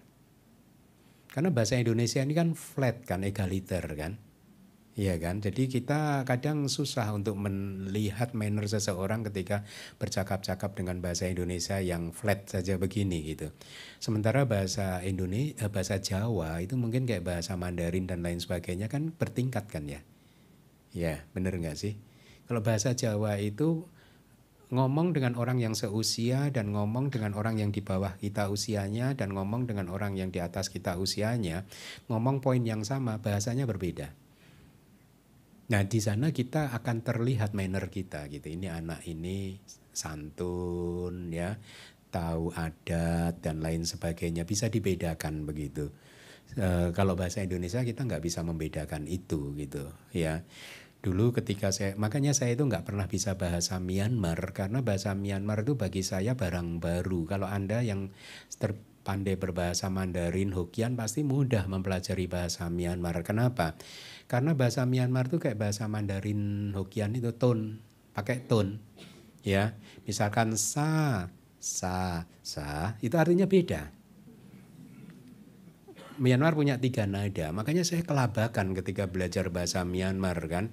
Saya selalu komplain sama teman-teman saya, kalau di Indonesia orang itu nggak ada bahasa pakai nada. Yang ada hanyalah kalau pakai nada tinggi, bahasanya sama nadanya tinggi artinya dia marah, itu aja udah. Enggak, terus artinya beda gitu. Misalkan, makan gitu. Sama makan, kan beda kan? Artinya sama. Nah kalau di Myanmar beda, makan dan makan beda artinya. Udah ngapalin banyak sekali kan, makanya saya menyerah lah bahasa Myanmar itu. Nah kembali ke pertanyaan ini tadi. Jadi faktor budaya, faktor perkembangan zaman, faktor sekolah yang tadi pagi sempat saya bahas. Bahkan di Jawa juga sudah hilang, sudah jarang sekali saya menemukan orang Jawa yang berbicara dengan bahasa Jawa. Rata-rata semuanya bahasa Indonesia, dan ada yang bahasa Inggris sedikit-sedikit gitu. Zaman sudah berubah. Apakah kita harus meratapi ini? Saya rasa enggak. Ya udah, zaman berubah, diterima saja begitu. Ya, mungkin sekarang standar mannernya berbeda, Bu Guru. Ya mungkin. Tetapi ada pakati sila yang tidak boleh berubah. Pakati sila adalah manner yang naturally harus dipunya oleh semua orang, yaitu Pancasila. 5 sila itu pakati sila. Pakati itu artinya natural. Sila itu a code of conduct, morality yang secara natural semua orang harus jaga, yaitu Pancasila. Tapi kalau manner di luar pakati sila, ya saya rasa bisa berubah, nggak apa-apa karena perkembangan zaman. Kita nggak akan bisa membendung itu gitu ya, kita terima aja ya. Misal zaman sudah berubah sedemikian rupa sehingga media sosial, teknologi sudah sedemikian terbukanya ya. Dulu di zaman saya, orang yang bisa bersuara untuk publik itu punya kredibilitas dan punya kualifikasi tertentu. Ya, siapa narasumber yang bisa ngomong, yang dimuat beritanya di koran, majalah, TV, radio, itu pasti orang-orang terkenal yang punya kualifikasi yang sudah teruji dan kredibilitas yang teruji, sehingga omongan dia itu patut kita baca dan patut kita dengar. Nah sekarang dengan adanya media sosial, semua orang boleh ngomong nih. Kalau kita nggak merubah diri kita, cara pandang kita, tidak memfilter diri kita sendiri ketika membaca media sosial, kita bisa memahami secara keliru gitu. Karena semua orang boleh bicara sekarang. Ya, dengan tingkat pendidikan apapun, tingkat sosial apapun, tingkat pengetahuan apapun, semua orang boleh ngomong bidang apapun sekarang. Ya, orang yang nggak paham politik boleh ngomong politik, orang nggak paham ekonomi boleh ngomong ekonomi di media sosial. Kalau kita nggak memfilternya, maka akan susah. Nah, kalau di dalam aliran spiritual itu kan ada dua aliran besar yang bisa saya kelompokkan gitu. Aliran pertama adalah aliran spiritual seperti ajaran Buddha. Kita tidak sibuk dengan dunia luar. Dunia luar mau seperti apapun, kita bersihkan diri di dalam diri kita sendiri, karena menurut ajaran Buddha dunia luar itu hanyalah cerminan dari dunia di dalam hati kita gitu. Ya. Jadi ajaran Buddha itu mengajarkan kalau kita ingin menjadi orang yang suci, bersih, mulia, maka yang harus dibersihkan adalah hati kita sendiri dengan latihan sila samadhi panya. Tapi ada ajaran spiritual yang lain bahwa yang mengajarkan kamu akan baru bisa bersih, suci dan lain sebagainya kalau dunia ini dirubah. Sibuk merubah dunia begitu. Harusnya dunia ini nggak boleh warna ini, harusnya warna itu dan lain sebagainya. Nah, harusnya ini juga sikap yang akan menurut saya harusnya kita pakai dalam menjawab pertanyaan Elvira tadi, karena dunia sudah berubah seperti ini, ya kita harus go with the flow. Ya, kita ikuti saja perkembangan dunia itu, tapi pakati sila, natural sila itu harus dijaga, yaitu Pancasila tadi.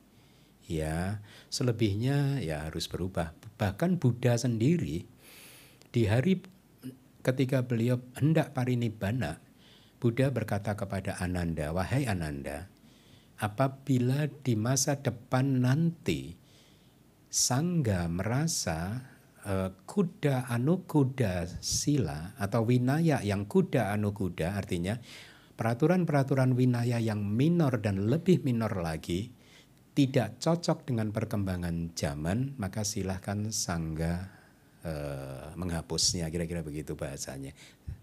Artinya Buddha sebenarnya memberi izin kepada generasi masa depan Sangha untuk menghapus beberapa peraturan winaya yang minor dan lebih minor gitu. Ya, karena itu berkaitan dengan perkembangan zaman gitu. Seperti misalkan, sebenarnya seorang biku memang diajarkan seperti yang tadi, informasi di stansa tadi, harus melihat ke bawah gitu. Kalau berjalan harus melihat ke bawah, tapi setahu saya sekarang udah jarang yang mempraktekkan itu. Para biku, para seyado gitu kadang kalau jalan tetap aja juga melihat ke depan, ke samping, ke kanan gitu. Yang harusnya melihatnya ke bawah gitu. Berarti melanggar winaya yang minor dan lebih minor tadi yang dimaksud oleh Buddha, yang diizinkan untuk dihapus sebenarnya begitu. Nah, kembali lagi karena waktunya juga sudah mepet. Saya rasa begitu Elvira, manner go with the flow saja, tetapi hal-hal tertentu sila yang pakati tadi, Pancasila harus diajarkan begitu. Atau mungkin ajarkan kepada anak didik Anda, jangan, ini kata-kata Buddhis, jangan melakukan sesuatu yang kalian tidak ingin orang lain melakukannya kepada kalian. Kalau tidak ingin dimarahi, tidak ingin sakit hati, jangan menyakiti hati orang lain. Kalau tidak ingin dilukai, ya jangan melukai orang lain. Jadi kuncinya mungkin itu ya, jangan melakukan sesuatu yang kalian tidak ingin orang lain melakukannya pada kalian. Fair enough. Demikian ya Elvira. Anumodana Bante. Sadu. Pertanyaan tadi merupakan pertanyaan terakhir pada sesi tanya jawab ini. Sadu. Sekali lagi Anumodana Bante atas penjelasan Dhamma pada stansa 303 hingga 304 yang telah disampaikan kepada kami.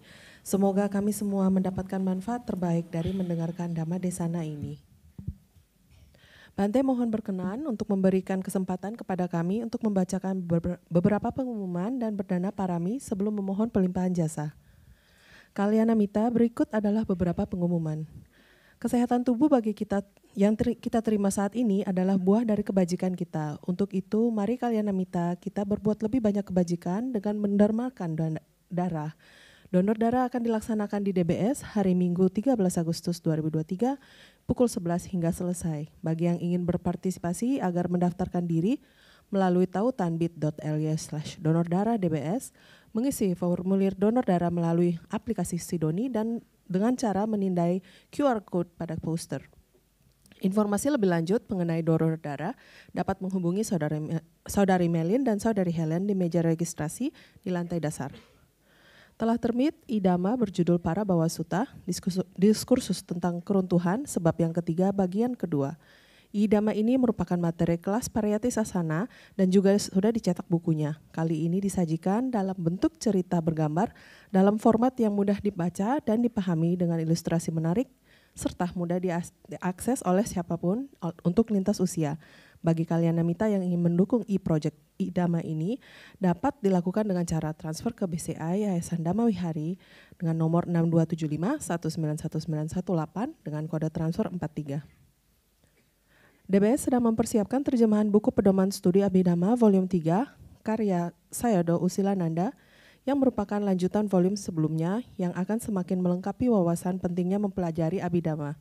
Dukungan dana dengan cara transfer ke Yayasan Dhamma Wihari dengan kode transfer 53 di akhir dana Anda dan kami harapkan telah diterima paling lambat 30 September 2023. DBS juga akan mencetak buku anak seri Dhammapada, Pupawaga, stanza tentang Puspa bagian kedua. Bagi kalian Namita yang ingin mendukung ketersediaan buku-buku untuk anak-anak dapat mentransfer dengan kode transfer 83 dengan batas akhir dana 30 September 2023. DBS juga sedang dalam proses pembuatan Pali Nisaya Indonesia, yaitu penerjemahan kata demi kata kitab Tipitaka dan kitab komentar langsung dari bahasa Pali. Tujuan dari proyek ini adalah membuka akses selebar-lebarnya ke kitab suci sehingga Sangha dan umat mempunyai pemahaman ajaran Buddha yang seragam yang mendukung praktek secara benar. Mari kalian Namita berkontribusi pada kebajikan demi manfaat kelanggengan sasana dengan mendukung proyek Pali Nisaya Indonesia ini dengan cara transfer ke rekening atas nama Yayasan Dhamma Wihari dengan kode transfer 63. Telah terbit diantaranya buku Dhammapada Atthakatha stansa 1 hingga 196 dan buku pelengkapnya, buku bergambar Kama, buku anak dan remaja seri Jataka, buku seri Dhammapada dan lain-lain. Semua buku-buku terbitan DBS tadi bisa Anda dapatkan secara langsung di DBS dan perpustakaan DBS atau kalian Namita yang tinggal di luar kota dengan memesan buku-buku terbitan DBS melalui tautan bit.ly/dbsbook atau bisa menghubungi divisi propagasi dengan 0813 8700 3600. Selanjutnya, mari kita melakukan satu lagi kebajikan yaitu dana parami, di mana Anda dapat berdana melalui dompet digital dengan cara memindai QRIS code yang ada di layar saat ini, atau bisa dengan transfer ke rekening BCA Yayasan Dhamma Wihari dengan kode 01 di akhir nominal dana Anda. Sedangkan bagi kalian Namita yang hadir saat ini di Dhammasala, Anda juga bisa berdana dengan scan QRIS melalui kartu yang telah dibagikan oleh tim Weyawaca ataupun melalui kantong dana yang diedarkan. Dengan penuh sukacita dan pemahaman tentang berdana, mari kita siapkan batin yang penuh sukacita untuk melakukan kebajikan melalui dana parami.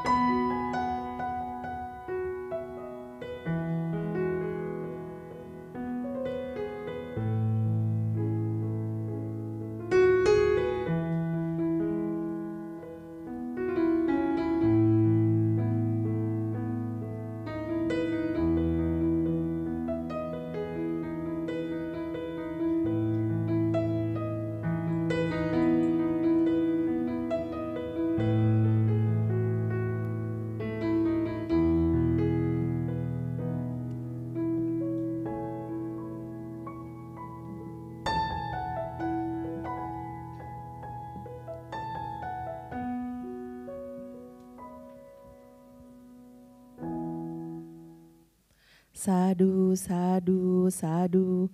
Anumodana kami ucapkan kepada kalian minta semua. Selanjutnya mohon kiranya Bante untuk berkenan membimbing kita semua untuk melakukan pelimpahan jasa atas semua bentuk kebajikan yang telah kita lakukan pada hari ini. Mari kita semua beranjali. Kepada Bante kami persilahkan. Baik, terima kasih. Ikuti saya. Idang me punyang asawa kaya wahang hotu idang me punya nibbanasa pacayo hotu mama punya baga sabak satana bajemi te sapi me sama punya bagan la bantu. Semoga jasa kebajikan saya ini mengalir ke arah kehancuran noda-noda batin. Semoga jasa kebajikan saya ini menjadi kondisi untuk merealisasi nibbana. Saya membagikan bagian kebajikan ini kepada semua makhluk. Semoga mereka semua mendapatkan bagian kebajikan yang sama dengan saya. Sadu.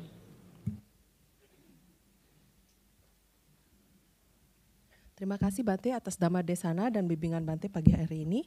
Dengan berakhirnya pembabaran Dhamma hari ini, jika berkenan Bante dapat meninggalkan Dhammasala. Mari kalian Namita, kita berdiri sambil beranjali, sambil berucap Anumodana Bante atas Dhamma Desana dan bimbingannya. Semoga Bante selalu dalam keadaan sehat, damai dan berbahagia. Anumodana Bante, semoga Bante selalu dalam keadaan sehat dan juga bahagia. Sadu, sadu, sadu. Anumodana Bante.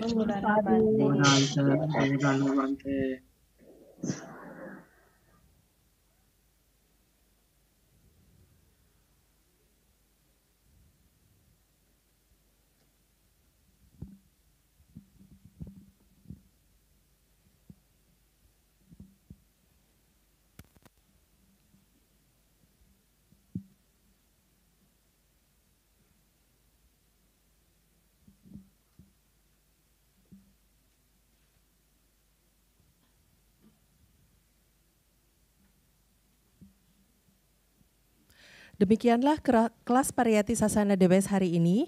Tim DBS akan selalu membroadcast informasi dan kegiatan DBS selanjutnya melalui WhatsApp Community dengan nama Buddha Sasana Nugaha dan juga sosial media lainnya. Untuk itu jangan lupa untuk selalu mengikuti sosial media DBS seperti Facebook, Instagram, dan TikTok. Terima kasih atas dukungan para donatur atas berlangsungnya kegiatan kelas PS hari ini. Akhir kata, saya Grace Kandoli beserta segenap tim Weyawaca DBS dan staf DBS yang bertugas mengucapkan terima kasih atas kebersamaan kalian Namita dari awal hingga akhir kelas PS ini berlangsung. Tak lupa juga kami meminta maaf apabila ada kesalahan maupun kekurangan dari kelas PS ini. Suki Hontu kalian Namita, semoga kita semua selalu dalam keadaan sehat, damai dan berbahagia. Sadu, sadu, sadu.